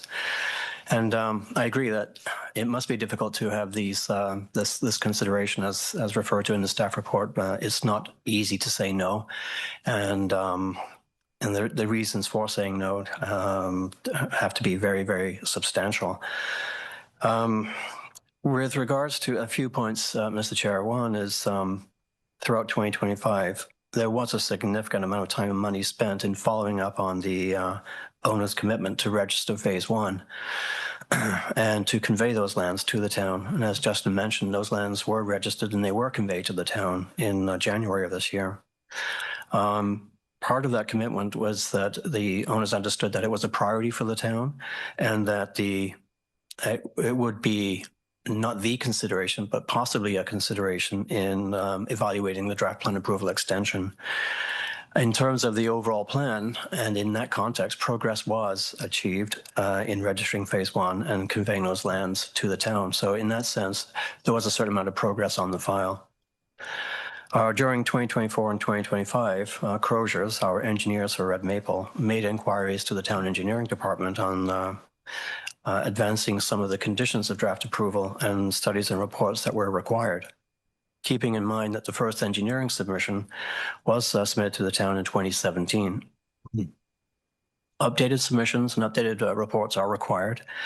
And in 2025, the engineering department advised our engineers that the specifics of an updated FSR, a functional servicing report, and the specifics of a traffic impact study, they be determined after draft approval extension.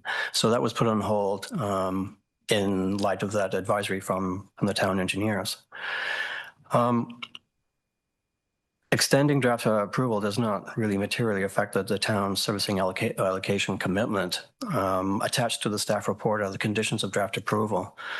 And looking at conditions 4.1, 4.2, 4.3, 4.4, and 4.5, they were added at the last extension and deal directly with servicing and servicing capacity and allocation. And these conditions really put everything at the sole discretion of the town in terms of committing allocation to this project and the timing of that allocation. One of the conditions specifically say that there is no guarantee of allocation. Overall, these conditions result in the town being in very strict control. And this is again, this is standard operating procedure now for the town, in strict control of allocation. And in this sense, and it's not specific, but in this sense, the use it or lose it principle is not undermined from a servicing allocation or commitment point of view. And draft plan approval does not take away that service capacity control and allocation from the town.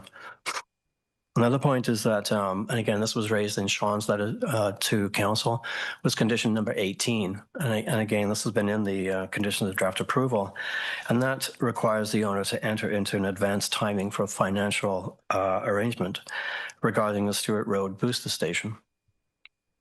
And this booster station is required to service not only Red Maple, but Panorama and Lynxview. And I think Lynxview is coming to the fore pretty soon. And Red Maple is and will be an important partner or contributor to that booster station financing scheme. Now, and again, the town is in control of that process. And as related in Sean's letter, we did make inquiries in 2024 and 2025 as to the progress of that contract or that approach with the town. And we haven't, again, that's another thing that's in control of the town, not the developer. So, and we're still willing to be at the table when that town reinitiates that process. And again, that's an extenuating circumstance. It's something that's beyond the control of Red Maple. Having, again, related to the previous point, but having more contributors to the booster station with a projected cost of some $14 million so far would be beneficial, having more people paying into the pot. It sort of stands to reason by lapsing draft approval, we're taking another incentive away from the owners to participate in a funding scheme with the town and their developer neighbors. And this may have, again, an increase in cost on that facility. The new home development industry, I think GTDI has mentioned this a few times, as a whole remains, I won't say stagnant, but it's pretty damn slow out there. This reflects macroeconomic realities as well as political uncertainties and a pile of other reasons. But the reality is that it's slower than it was 5 years ago, 4 years ago. And this is, and again, an extenuating circumstance. Mr. Travis, I'll just note that you have exceeded the 5 minutes, so if you could. I'll wrap up. That'd Thank you, be Mr. great. Chair. Appreciate that. In summary, Red Maple has made progress. We have attempted advanced engineering. We did participate in earlier town meetings with regards to the booster station matter. Registering phase 1 was a process undertaken in good faith and in order to provide the town with Taylor Creek lands, again, a public benefit. Registering phase 1 represents progress on the overall file. It was not dormant. We did not ignore the file. Further progress area servicing requirements remain in the control of the town. We can't initiate that. We are responding to the town's initiative in that respect. And with the new owners for Linksview, we think that project may see more life with the town. Request, again, the application was for a 3-year extension, and we are respectfully requesting that the council do approve for the 3-year extension. Thank you, Mr. Chair. Thank you. Is there anyone else in the gallery that would like to speak? Yes, come forward and just identify yourself for the record. Thank you.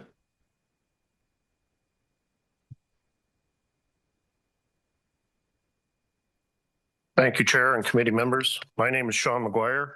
I represent the Red Maple, the owners of the Red Maple development. You are in possession, I believe, of a letter that I sent to you yesterday. I sent to all council members.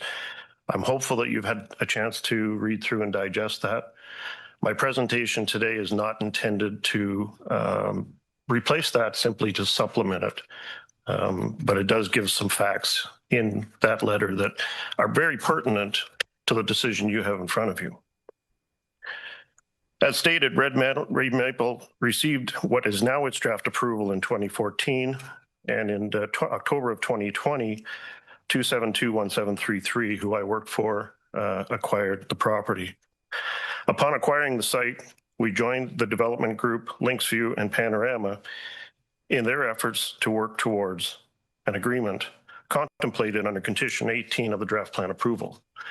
Now, we didn't join. When I say we joined that, Red Maple was already part of that group, and there was a draft agreement in place.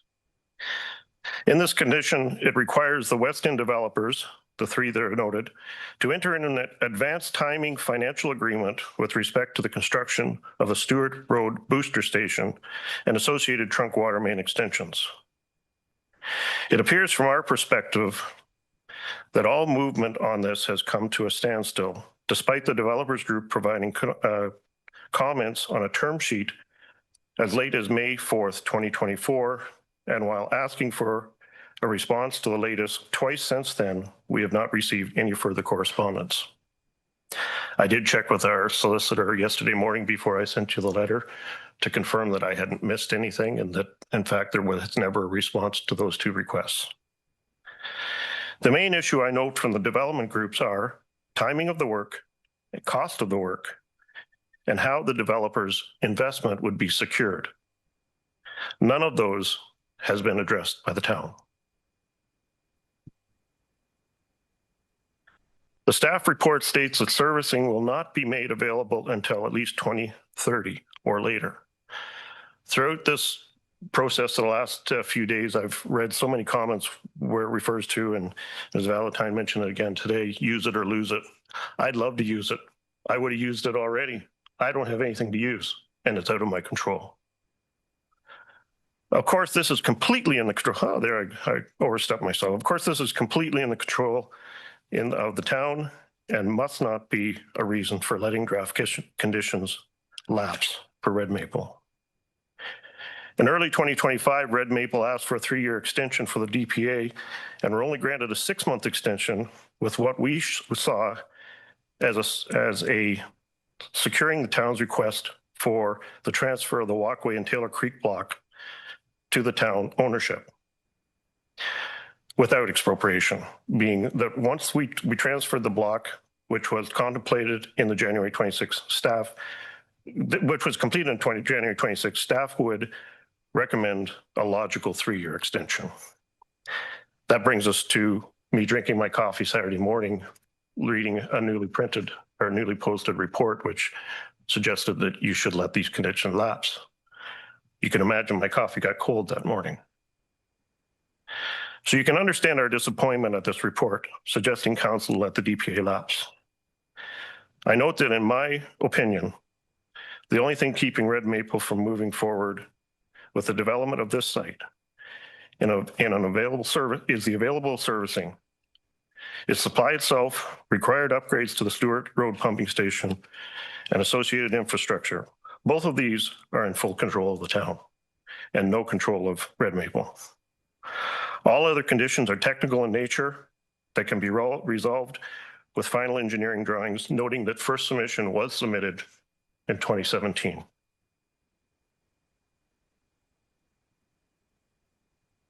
As your planner has stated, the current plan still, as our planner has stated, the current plan still constitutes good and efficient planning. And through discussions with Colin earlier, I asked him, I said, what would we change if we had to come back and resubmit a plan? And I believe, not quoting you, but I believe you said nothing. It constitutes good planning. As a matter of fact, you had a presentation earlier talking about affordable housing and a mixture of housing. This development provides all of that. It provides a mixture. So to let it lapse seems totally contrary to what you seem to be trying to be doing as recommended by that presentation. Sir, you've reached your 5 minutes, so could you wind up then, please? My question would be, what's the benefit by letting this lapse? To me, there is no benefit. And I could go on and on about the comment about tearing down a perfectly good model home. All of that is in the report. That seems to be counterproductive to everything that I've ever believed the town of Collingwood stands for. It's wasteful and destructive. We simply want to develop in the town. We came here in good faith, and we are, in my estimation, not being treated fairly. Thank you. Thank you very much. Would anyone else in the gallery wish to speak? Not seeing any. I'll turn to see if there's anybody online. Thank you, Chair. We do have a few members online. If you're wanting to speak to this agenda item, please press the raise your hand feature at the bottom of the screen. And they're not wanting to speak at this time. Thank you. Okay, so I'm going to read the motion in. That staff report P 2026-07, draft plan of subdivision approval extension request, Red Maple, 725 10th line, town file PLEDP 2025341, dated February 18th, 2026, be received. And that the request for extension of draft plan approval for the plan of subdivision Red Maple, PLEDP 2024400, be refused, and the draft approval lapse at the expiration of the anticipated lapsing date of March 25, 2026. And I would ask if there is a mover for that. Mayor Hamlin, and seconder is Councillor Baines. And I'll now open it up to the floor, and I will go to Councillor Jeffrey first. Well, firstly, I would just ask that they be severed, if we could. It'd be great. Thanks. I have to say, I'm sitting here with the same kind of questions as what our deputants have asked. And I know there's a part of this that can be deferred into our meeting, in-camera meeting.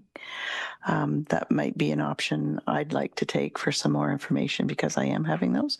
So I guess moving forward, I'd be willing to receive, but I'd like to move to defer the second part to that in-camera in the meantime.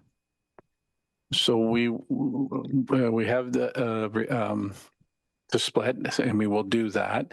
With regards to the deferral, as per our new bylaw, it would be something that I won't look to a seconder. So I think what I'll do first is we'll deal with the receiving the report. I have a motion on the table for Councillor Jeffrey, and a seconder would be Councillor Potts. And is there any discussion about receiving? Don't see any, so I'll call that to a vote. All those in favor? And that's unanimous. So we will consider the deferral, but as per the bylaw, there is the opportunity for councillors to speak first before we turn to look for a seconder. So I'm going to open the floor up for discussion about that second. Mayor Hamlin, go right ahead. Yes, thank you. I understand the in-camera portion will deal with advice from our lawyer about the agreement issues.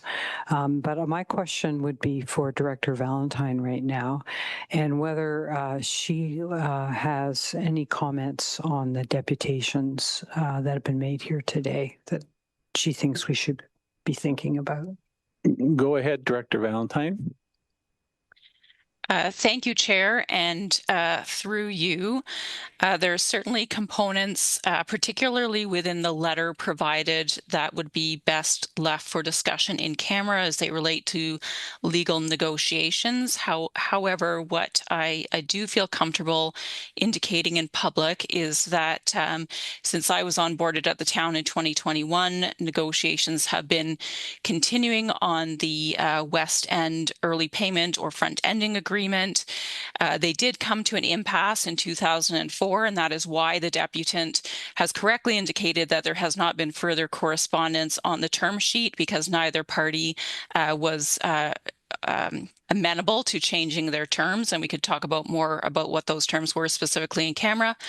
There were at least 2 meetings in 2025 at the request of the West End Developers Consortium with the town, spurred by new ownership at Linksview.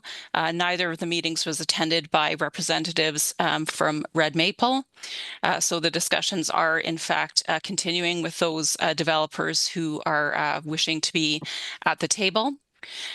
Council did provide very clear direction through the official plan review and the SCAP to have more control and ability to lapse old files that have that would not necessarily reflect current standards. And I'll remind you that since 2013, we have a new official plan in place, and this development has not been evaluated against those new standards, as well as evolving engineering standards, etc. And finally, what I would say is that through the multiple changes to the Planning Act over the past couple of years, where the province is really looking to reward developments that are moving forward, but also provide balance and fairness to extenuating circumstances. The Planning Act now does have a provision that allows councils to reinstate draft approvals within 5 years after lapsing. So that does give council belt and suspenders if they wish to see this file lapse, that if circumstances were to change, as Senior Planner Teakle mentioned, either in the market, in Collingwood's growth, or in servicing, council would have full control to reinstate this draft approval as it exists today. I think those are the comments that I would offer, Mr. Chair, in open session, and could provide more on the negotiations specifically in closed session, should that be council's desire. Thank you. Follow up, Mayor Hamlin? No, that's great. Thank you. Is anybody else wishing to speak? Unfortunately, sir, at this stage, it'll just be the council that are speaking. I see your hand raised. So, is anybody else wishing to speak to the deferral that's on the table? Okay, so go ahead, Councillor Ring. Thank you, Chair Fryer.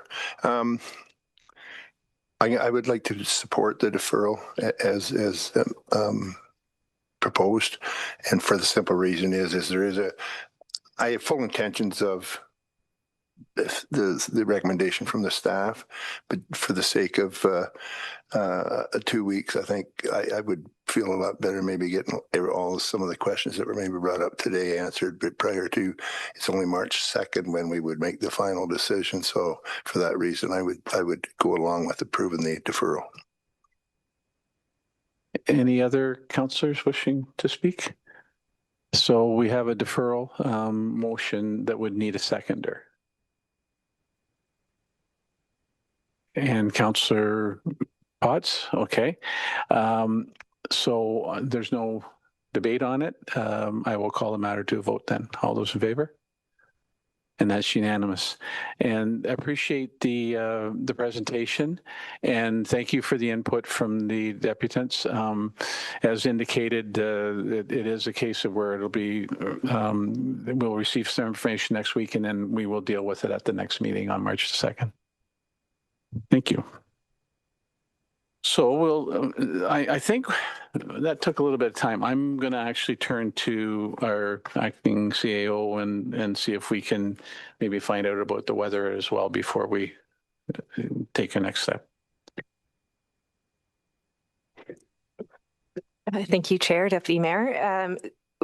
Our Public Works supervisor has indicated that the weather is starting to break and lighten up. Crews are still going, but they're focusing solely on the primary roads. They had to pull their sidewalk machines from downtown due to the number of boards and people for safety reasons, and side streets will more than likely remain untouched until the morning. There are locations where there are cars stuck on roads due to the amount of snow, but again, the crews will not be able to make it into the residential streets until morning. This is still within the minimum maintenance standards. So at this stage, we will continue on. We're comfortable with that. So the next item would be 15.2.1, which is P 2026-04 Affordable Housing Master Plan 2026 Work Plan. And the presentation, I will start off by turning to Director Valentine, and then Coordinator D'Souza is joining us as well. Go ahead, Director Valentine. Thank you, Mr. Chair. Collingwood is widely recognized as a small urban leader in the affordable housing space. We have a recipe that is working: a committed council, an engaged volunteer task force, and a dedicated staff person supported by others across the organization and beyond, all working under a unified, evidence-based, and outcome-oriented affordable housing master plan. You hear from us at budget time through initiative-specific staff reports or operational updates. You may attend task force events, read social media posts, or notice us at the farmers market booth. However, when you see everything consolidated in our annual work plan, that is when it becomes abundantly evident that we as a town are strategically leveraging internal and external programs and services with visible results. The needle is moving in the right direction. In the work plan, we can see how far we've come, what we've collectively achieved, and can clearly articulate what more needs to be done in the coming years to address affordable housing. As we celebrate the successes of 2025 and carefully plan to use our limited resources most effectively in 2026, we've shown the ability to pivot and be flexible to take advantages in in-year opportunities as those arise as well. We certainly welcome your thoughts and feedback on the materials before you today. And as mentioned, we have Coordinator D'Souza to summarize her very detailed staff report as a starting point for our conversation. Thank you, Mr. Chair. Welcome, and go right ahead. Thank you. Thank you, Director Valentine and Council. As Director Valentine mentioned, I'm here today to present the Affordable Housing Master Plan 2026 Work Plan. This document represents staff's recommended prioritization and timing of master plan initiatives based on current resources, competing projects, and legislative responsibilities. The 2026 Work Plan report provides a great level of detail on the initiatives that we've already completed since the master plan was approved.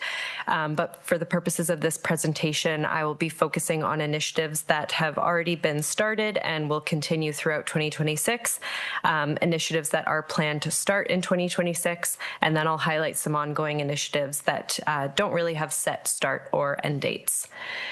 Before we get into the bulk of the work plan, I did want to celebrate some of our successes from 2025. Next slide, please. So 2025 was a big year and we accomplished quite a lot. We are making progress on the 30-unit affordable housing project on town-owned lands with development applications currently underway. And we'll just go to the next slide, please. We've also issued 25 building permits for ARUs, achieving a record high in Collingwood and contributing to a total of 70 building permits issued for ARUs since 2023. We've also continued our investment in long-term rental housing. We've approved 15 ARU grants in 2025, bringing the total number of grants up to 33 since the program launched in 2023, which equates to a total of $280,000 in financial support. And that also secures those units in the long-term rental market. We've also removed barriers to affordability by by approving the first development charge exemption for 2 affordable units on 6th Street, and that was done in 2025 at the end there. I think there's some issues with the PowerPoint, but I'll just keep going. On the next slide, Council also endorsed the new Collingwood Housing Incentive Pilot Program, which will enable the town to support the creation of affordable housing through more significant financial incentives. We also presented at the 2025 OSAM conference, where we were recognized as leaders among small urban municipalities for our housing efforts. And we were awarded the prestigious Peter J. Marshall Municipal Innovation Award at the Ontario Association of Municipalities Conference for the town's Rapid ARU initiative. The task force also launched the Collingwood Talks Housing Series and hosted 4 community conversations, bringing together over 200 community members to discuss housing topics. So we should be on slide 3 now. So one more back, I believe. Now that we have had a chance to celebrate some of our wins, we will get into the bulk of the work plan. We will start with initiatives that were started in previous years, but will continue throughout 2026. And the first one we'll highlight is initiative number 7, using public lands to deliver new housing. So this initiative primarily refers to the development of town lands on Birch Street for 30 affordable rental units being led by the county.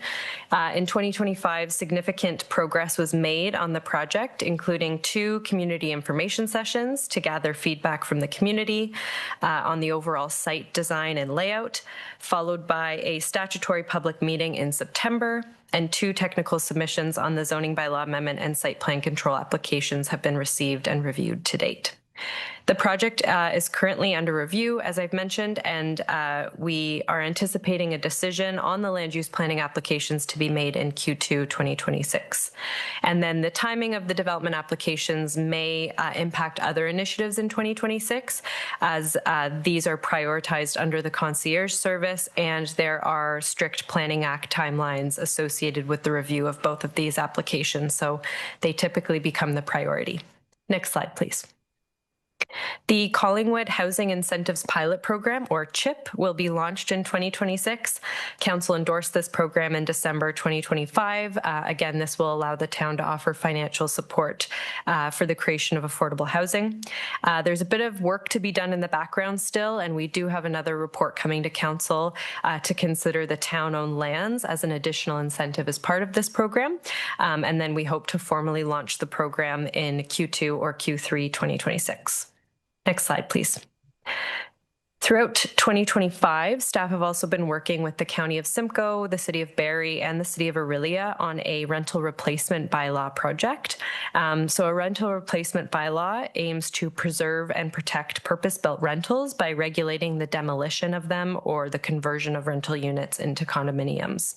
As part of the county's Attainable Supply Action Plan, or Housing ASAP, the county is the leader in drafting the draft rental replacement bylaw template, as well as an implementation guide that local municipalities have provided feedback into. And this will ultimately help local municipalities that have less resources but may be interested in enacting a rental replacement bylaw as well.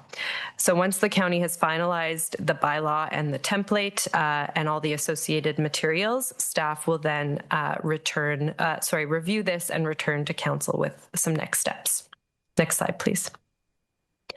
The last initiative that will continue throughout 2026 is the public education campaign, but you've already got a comprehensive update on this earlier, so I won't touch on this again, but we again plan to implement these campaigns over a 2-year period. So this will be in progress for the next couple of years. Next slide, please.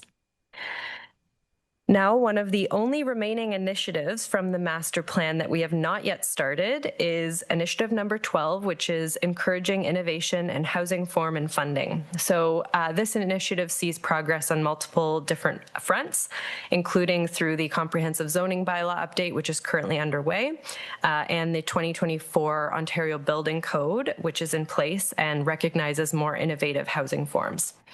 Staff are also planning on preparing a remnant parcels pilot project, which will explore how smaller and underutilized or remnant parcels can serve as test sites for innovative housing types.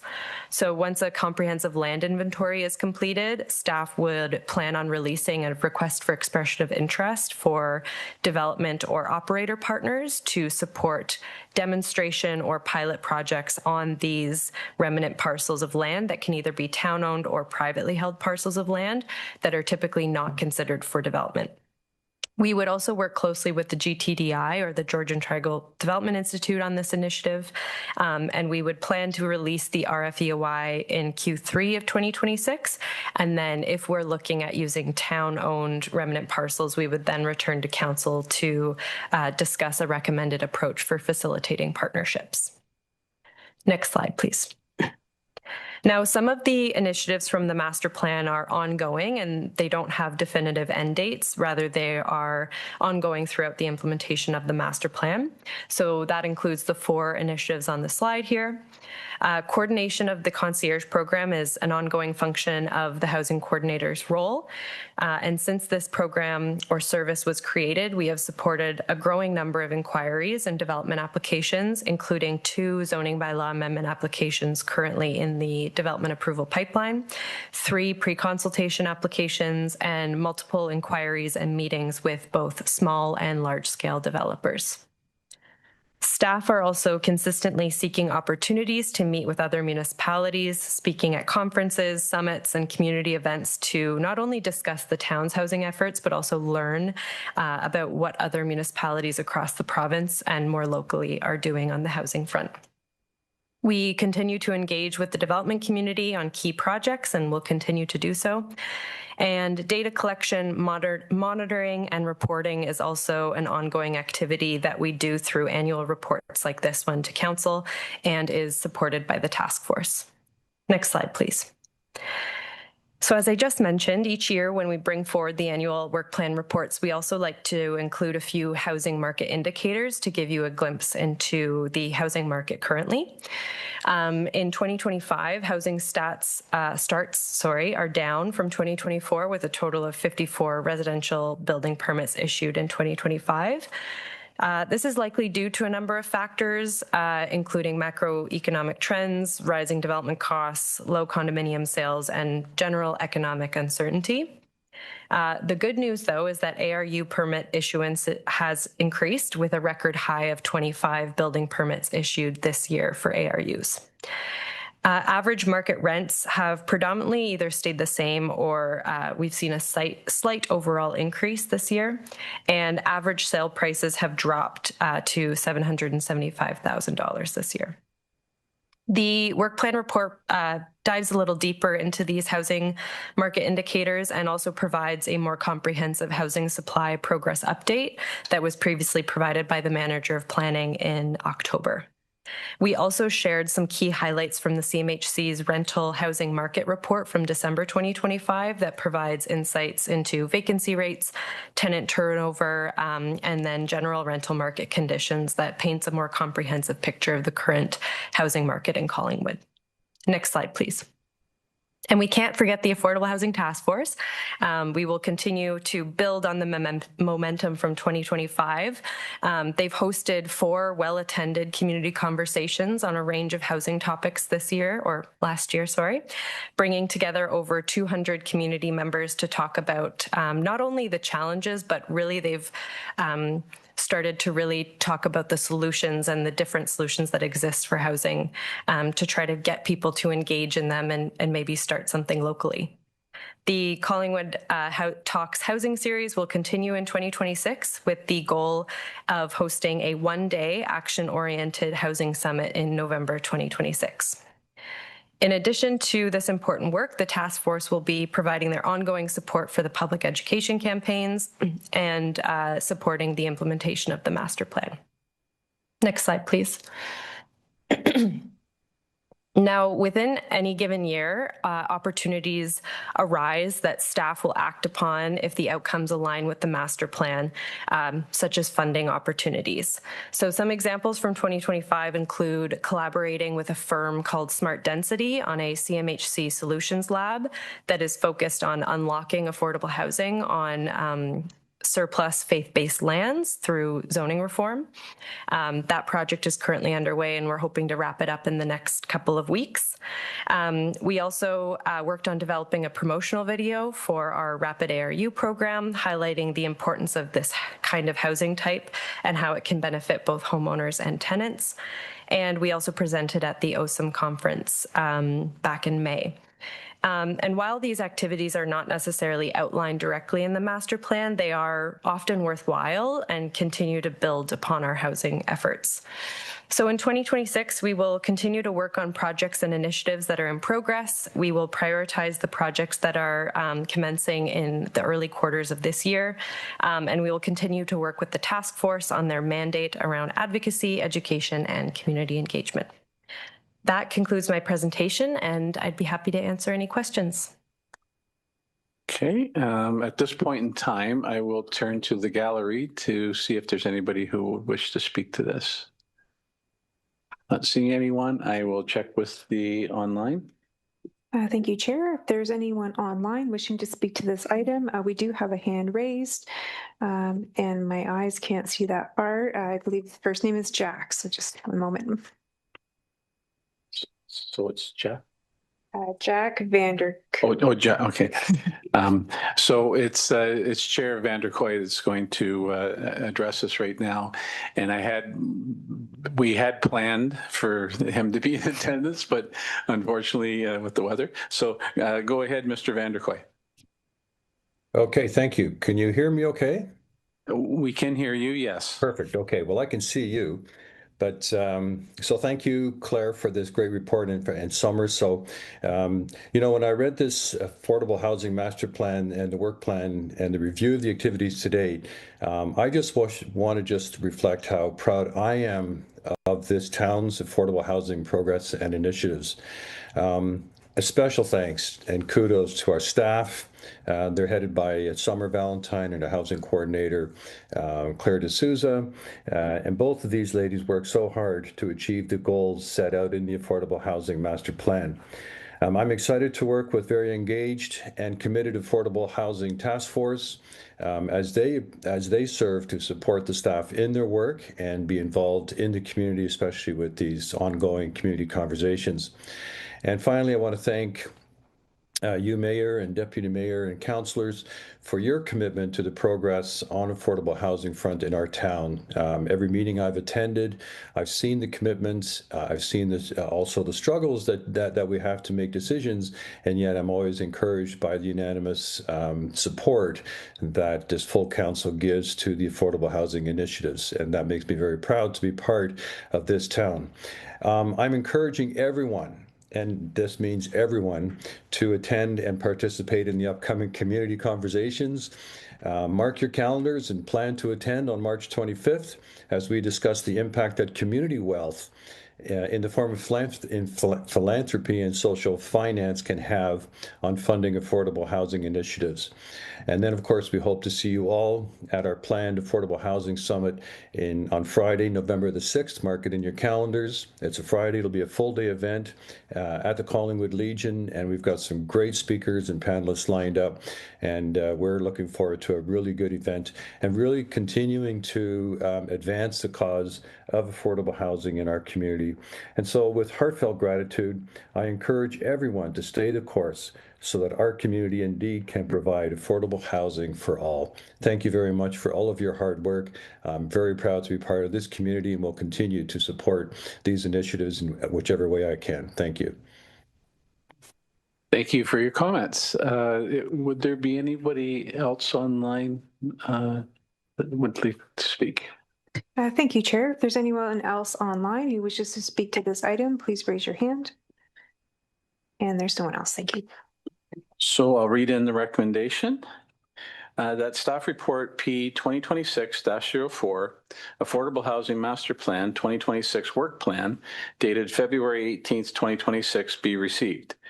And that the continued implementation of the costed and prioritized Affordable Housing Master Plan, as outlined in report P 2026-04, be supported. I have a mover and a seconder. Moved by Councillor Baines and seconded by Councillor Perry. And I will open the floor to anyone from council who would like to speak. I don't see anyone. Go ahead, Mayor Hammond.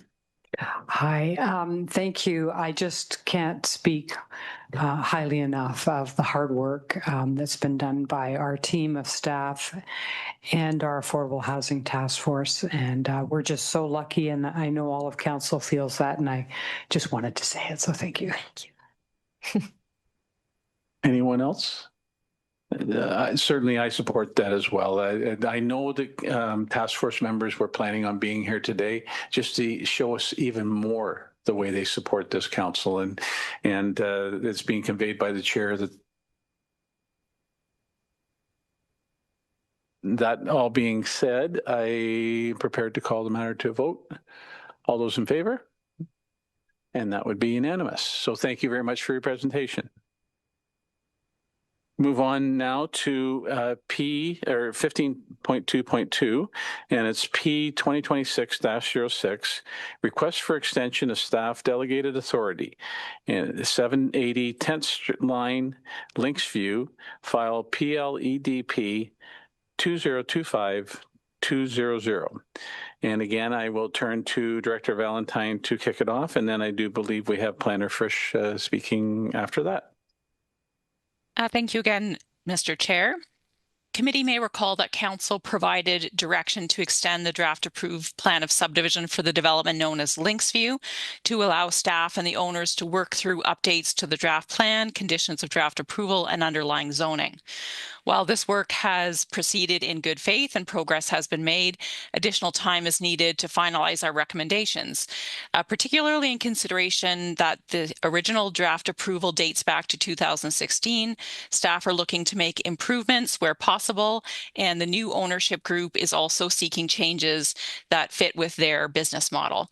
We are very close to the finish line, but just not quite over it yet, and we are asking committee support for an additional interim extension. As mentioned by the chair, Community Planner Frisch is here to review his report and provide you with the staff recommendation. Thank you. Welcome, and go right ahead. For the introduction, I'm Director Valentine, so we can probably jump to the next slide, please. So I'd first like to refresh our memory just regarding the location and context of the subject property. So it's located on the west side of 10th Line across from the Georgian Meadows subdivision between 6th Street and Mountain Road. Notably to the north is Blue Mountain Golf and Country Club. The Ken Winters construction aggregate pit is to the northwest, and Fisher Fields is adjacent to the south on the corner of 10th Line and 6th Street. The remaining surrounding lands are rural. In September 2025, Council approved an extension of the maximum cumulative staff delegated authority to issue 30-day extensions to the draft plan as permitted by the town's delegated authority bylaw from 180 days to 240 days as recommended by staff. The intent is to allow for the continued concurrent review of the zoning bylaw amendment, revised draft plan, and draft plan extension applications before us. To date, 8 30-day extensions have been approved by Director Valentine for a cumulative maximum of 240 days, and no further extensions can be approved by staff delegated authority without direction from Council. The current lapsing date for this draft plan is now March 26, 2026. As Director Valentine mentioned, progress continues to be made toward bringing a consolidated report to Council for consideration, which would address all 3 active applications required to facilitate the proposal as a comprehensive package.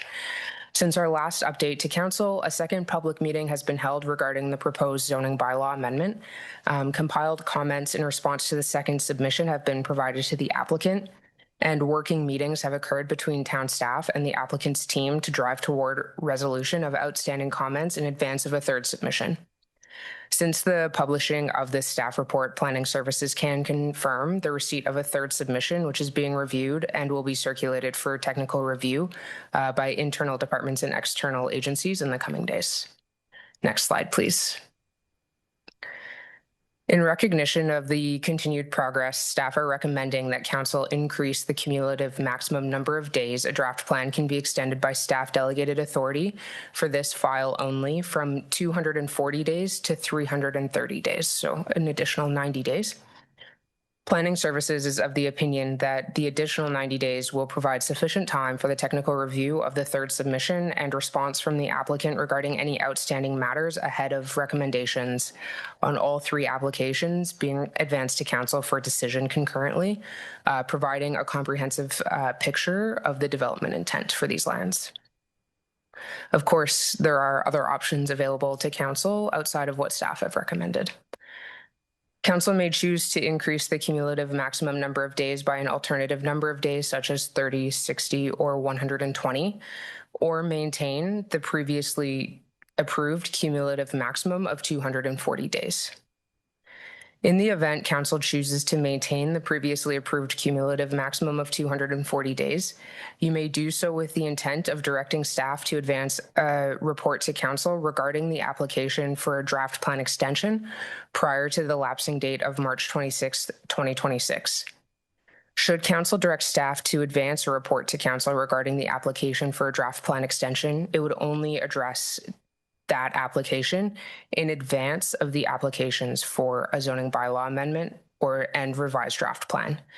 Staff continue to be of the opinion there are strong benefits to council to consider these applications as a package rather than proceeding in a piecemeal fashion. Council may also choose to maintain the previously approved cumulative maximum of 240 days with the intent of letting the draft approval lapse. Should the draft approval lapse, the application for a revised draft plan would be invalidated. However, the application for a zoning bylaw amendment could continue to proceed. In this scenario, the owner would need to submit a new application for a draft plan of subdivision, but may be ineligible to do so until a secondary plan is prepared for the Mountain Road West Corridor secondary plan area in accordance with the policies in the 2024 official plan.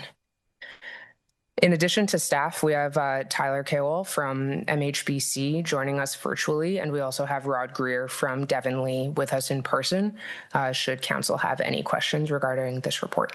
Thank you. Thank you very much for your presentation. We do provide the opportunity right now for anybody in the gallery or online to speak. So you identified a couple of individuals. So we'll just check right now first about the gallery. You come forward, sir. And if you would identify yourself, that would be great. Good afternoon, Council. My name is Rod Greer, and I work with Devon Lee Homes and Rayvale Developments. I'd like to thank everyone on staff that we've been working closely with through this whole draft plan approval process, and that we're getting very close to the finish line of working through all the details of this file. So hopefully we get here in the next 90 days. Thank you. Thank you. Anyone else in the gallery wishing to speak? Not. And anyone online wishing to speak?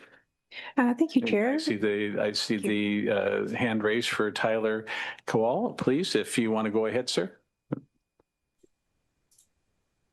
Thank you, Mr. Chair. So my name is Tyler Kowal, planner with MHBC Planning here on behalf of the applicants. I don't have much else to add. I'll be brief. Just as Beckett communicated in his presentation, we have in fact made our third submission for the draft plan revision and ZBA, and that submission was received by the town on Friday, just after the staff report was submitted. And since the ownership change last year, as the town has noted, we've made continuous progress to advance the application and refine the draft plan to something that is supportable by the town. So of course, as Beckett noted, the additional time proposed through the additional 90 days of staff delegated authority, that would, as Beckett noted, provide staff the ability to review the applications and ultimately bring a decision back to council. So we would appreciate that additional time to continue working with the town. I'll leave it at that. Thank you. Thank you very much. Doesn't appear to be anybody else with the hand raised, so I'm going to read in the motion. Of course, it can be severed if necessary, but I'll read it in and as is.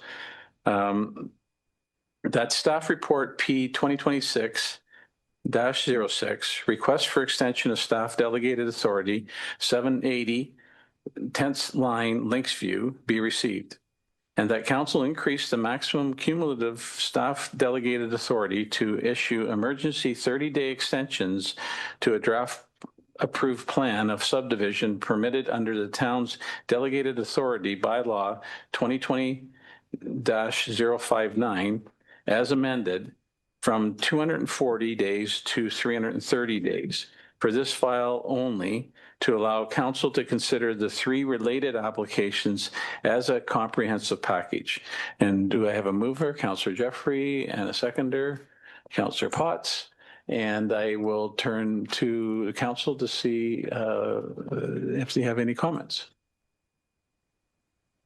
Not seeing any, so I'm prepared to call the matter to a vote if that's okay. All those in favor?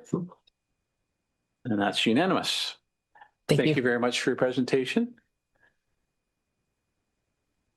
So moving on to 15.2.4, P 2026-08, lapsing and extending of conditional site plan approvals and associated municipal servicing capacity allocation. And again, I'll turn to Director Valentine to kick us off, and then I believe that we have Manager Ayers speaking after it. Thank you, Chair. This final report rounds out our unintentional theme on approval extensions and lapsing that we're seeing during today's meeting. We are shifting gears away from draft approved plans of subdivision and now wish to focus on site plan control. Site plan control is legislatively delegated as a staff approval function under the Planning Act. However, the municipal servicing capacity allocation commitment that goes along with site plan control approvals does rest with council as a decision. A handful of conditionally approved site plan applications are set to lapse this year, meaning that they will reach the end of their 3-year time slot allotted to fulfill the conditions applied at the time of initial site plan approval and proceed to final approval and ultimately the building permit stage. These conditionally approved site plans also carry servicing capacity commitments as allocated by council, which are tied up and unavailable to other developments that may be progressing more quickly. Staff are seeking council's support for a balanced and three-pronged approach to considering further extension or lapsing of these conditional site plan approvals and the associated servicing capacity allocation. As noted, Manager Ayers will be presenting this report and taking us through an analysis of the recommended approach. Thank you. Right ahead. Thank you, Director Valentine, and good evening, Chair Fryer, members of council, and the gentleman in the audience. I believe that's the only remaining member of the public we have today. This presentation will provide an overview of Planning Services' proposed approach to addressing the lapsing or extension of conditionally approved site plans and their associated municipal servicing capacity allocation. Next slide, please. So in 2022, through Bill 109, the More Homes for Everyone Act, the province passed legislation that resulted in mandatory delegation of site plan control decisions to an officer, employee, or agent of the municipality, with elevation to council or a committee of a council being prohibited. Subsequently, in 2024, through Bill 185, the Cutting Red Tape to Build More Homes Act, the province passed further amendments to the Planning Act to align with a use it or lose it philosophy, which I recognize has gotten a lot of discussion today. with the intention of that philosophy moving toward increasing housing supply across the province to achieve the construction of 1.5 million homes by 2031. One of the new tools made available to municipalities was the introduction of enhanced lapsing authority for site plan approvals. Under the current regulatory framework, these lapsing provisions cannot be less than 3 years. Planning Services has found the province's use it or lose it tools to be reasonable and balanced in the continued drive towards shovel readiness, and concur with the province that a 3-year timeframe from the date of original approval is fair and provides sufficient time for a project to fulfill conditions of approval and progress to the building permit stage, even if a project does experience some delays.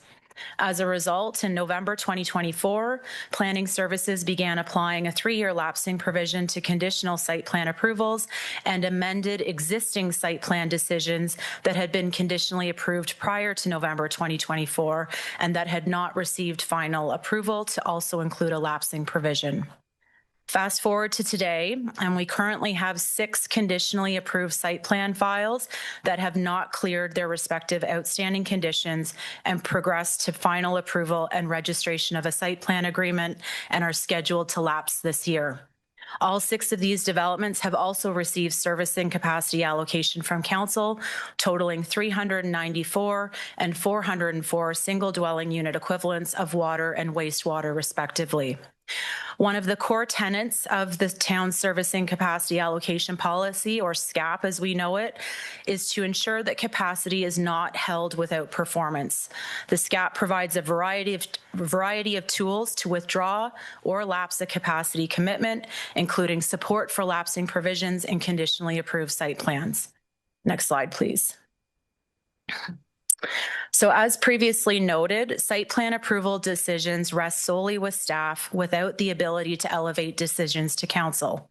However, in order to ensure transparency and open communication, as well as to recognize that servicing capacity allocation is a decision of council, staff are seeking council's support of a proposed balanced approach to address the lapsing or extension of conditional site plan approvals that have not achieved final approval or proceeded to the building permit stage within the original 3-year timeframe, and to apply that same approach to any associated municipal servicing capacity commitments. Staff are recommending that conditionally approved site plan files that are subject to a major site plan amendment application process due to proposed significant changes to the original development concept be eligible for a 2-year extension, provided an amendment to site plan control application is submitted and deemed complete prior to the lapsing date. This 2-year lapsing provision would be based on the date the decision is rendered on the site plan amendment, and the servicing capacity allocation commitment would likewise be extended for this 2-year period.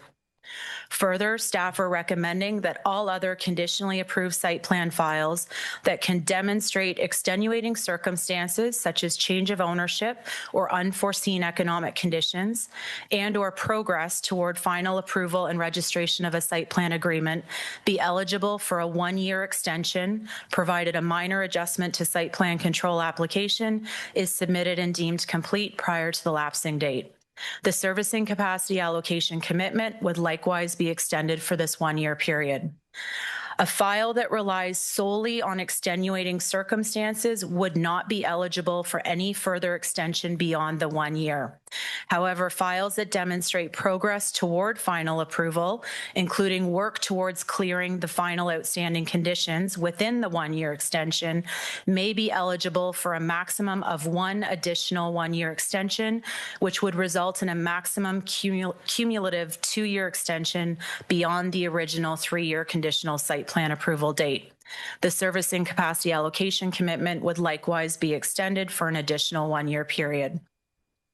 Staff recommend that any conditionally approved site plan files that are not subject to a major site plan amendment application process or cannot demonstrate extenuating circumstances and/or progress toward final approval should lapse on their scheduled lapsing date, and that the servicing capacity allocation for these files be returned to the broader pool of available capacity for other developments.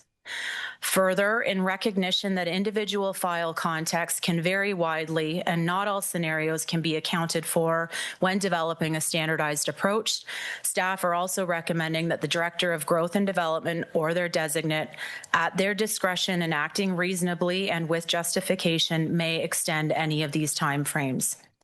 It is also important to note that once a site plan control agreement is executed and final site plan approval is issued, a new 2-year clock with respect to servicing allocation starts, with the ability to extend servicing allocation for an additional 2 years, as outlined in the town's SCAP and the town's standard site plan control agreement. And I would note that the owners and or agents of the site plan files that are scheduled to lapse in 2026, as well as representatives of the Georgian Triangle Development Institute and the Building Industry and Land Development Association, or BUILD, were proactively contacted to inform them that this report was forthcoming, and no comments or concerns have been received by staff to date. Next slide, please.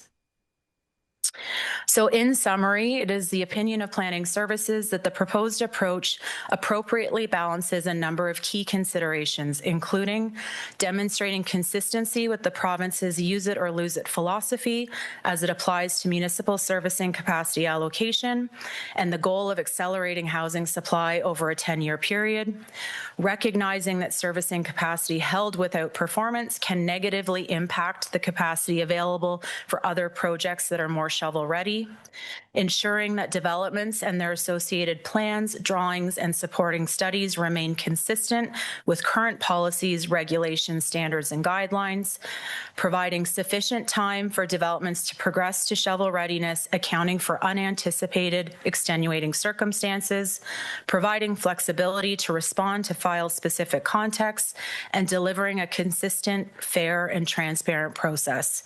And this concludes my presentation. I'm available to answer any questions that members of council or the public may have. Thank you. Thank you very much for your presentation.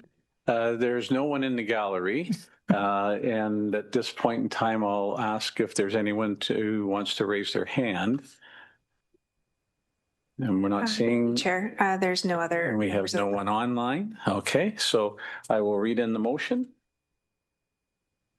That staff report P2026-08, lapsing and extending of conditional site plan approvals and associated municipal servicing capacity allocation dated February 18th, 2026 be received.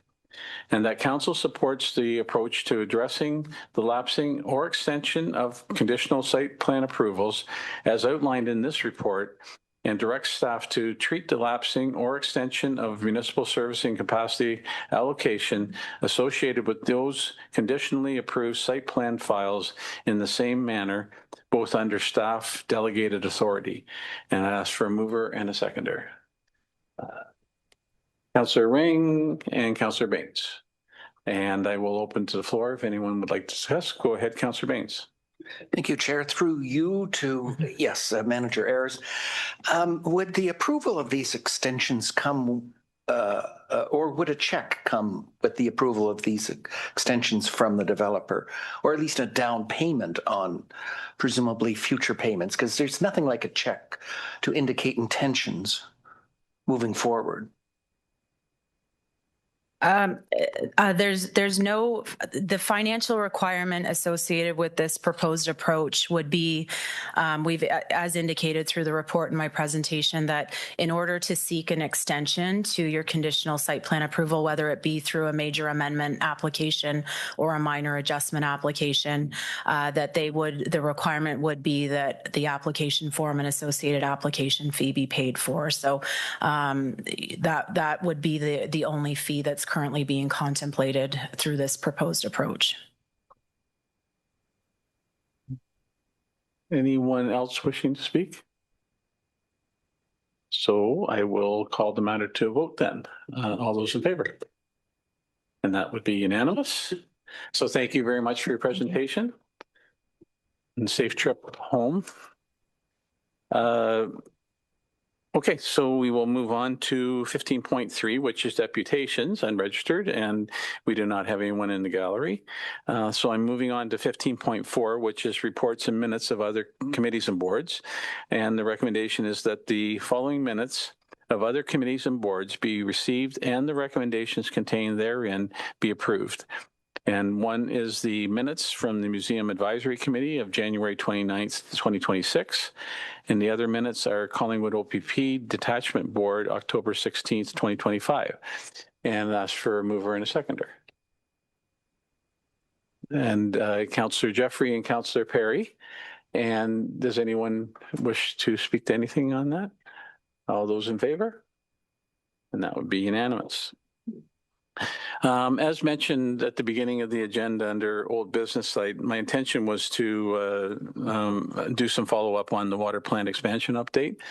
But generally, my clarifications that I was going to seek were through CAO Skinner and Manager Alcoca, or Director Alcoca. So my plan right now is I'll take it offline and I'll ask my questions and not cognizant of the time situation here. But I will give notice of motion later in regards to, so I have it on the docket, and I'll see how the communication goes back and forth with the staff. So is there anyone else wishing anything under old or deferred business? Nothing? 15.6 is other business? And there is nothing. And then under 15.7, under notice of motion, I believe, Councillor Perry, you'd like to give notice? Thank you, Chair. I'm just going to give notice of motion that I will be bringing forward on the March 2nd meeting a motion to include a council member on the Trails and Active Transportation Committee. We'll be working with the Deputy Clerk on that on Friday, so it'll be ready for March 2nd. Thank you. Okay, and then just as I mentioned earlier, I'm going to give notice because I do think at this point in time, there may be a need for more detailed understanding from council on the specific data that we should be receiving and the timing of it. So I will be giving notice for that and see how it progresses for March 2nd. It'd be on the receiving of regular updates on the water filtration plant expansion. But okay then? Okay. Anyone else with a notice? Not seeing any. We then have 15.8, which is to rise from committee of the whole. And the motion is that council herein rise from committee of the whole and return to the regular council meeting. A mover and a seconder, Councillor Ring, Councillor Perry, and all those in favor. And I will turn to Mayor Hamlin. Thank you, Deputy Mayor. The confirmatory bylaw is this one, that bylaw number 2026-010, being a bylaw to confirm the proceedings of the regular meeting of council held February 18, 2026, be enacted and passed this 18th day of February, 2026. Could I have a mover and a seconder? Councillor Baines, seconded by Councillor Perry. All those in favor? And that's passed unanimously. And we have an adjournment motion moved by Councillor Jeffrey. All those in favor? And that would be unanimous. And safe travels, everyone. Thank you.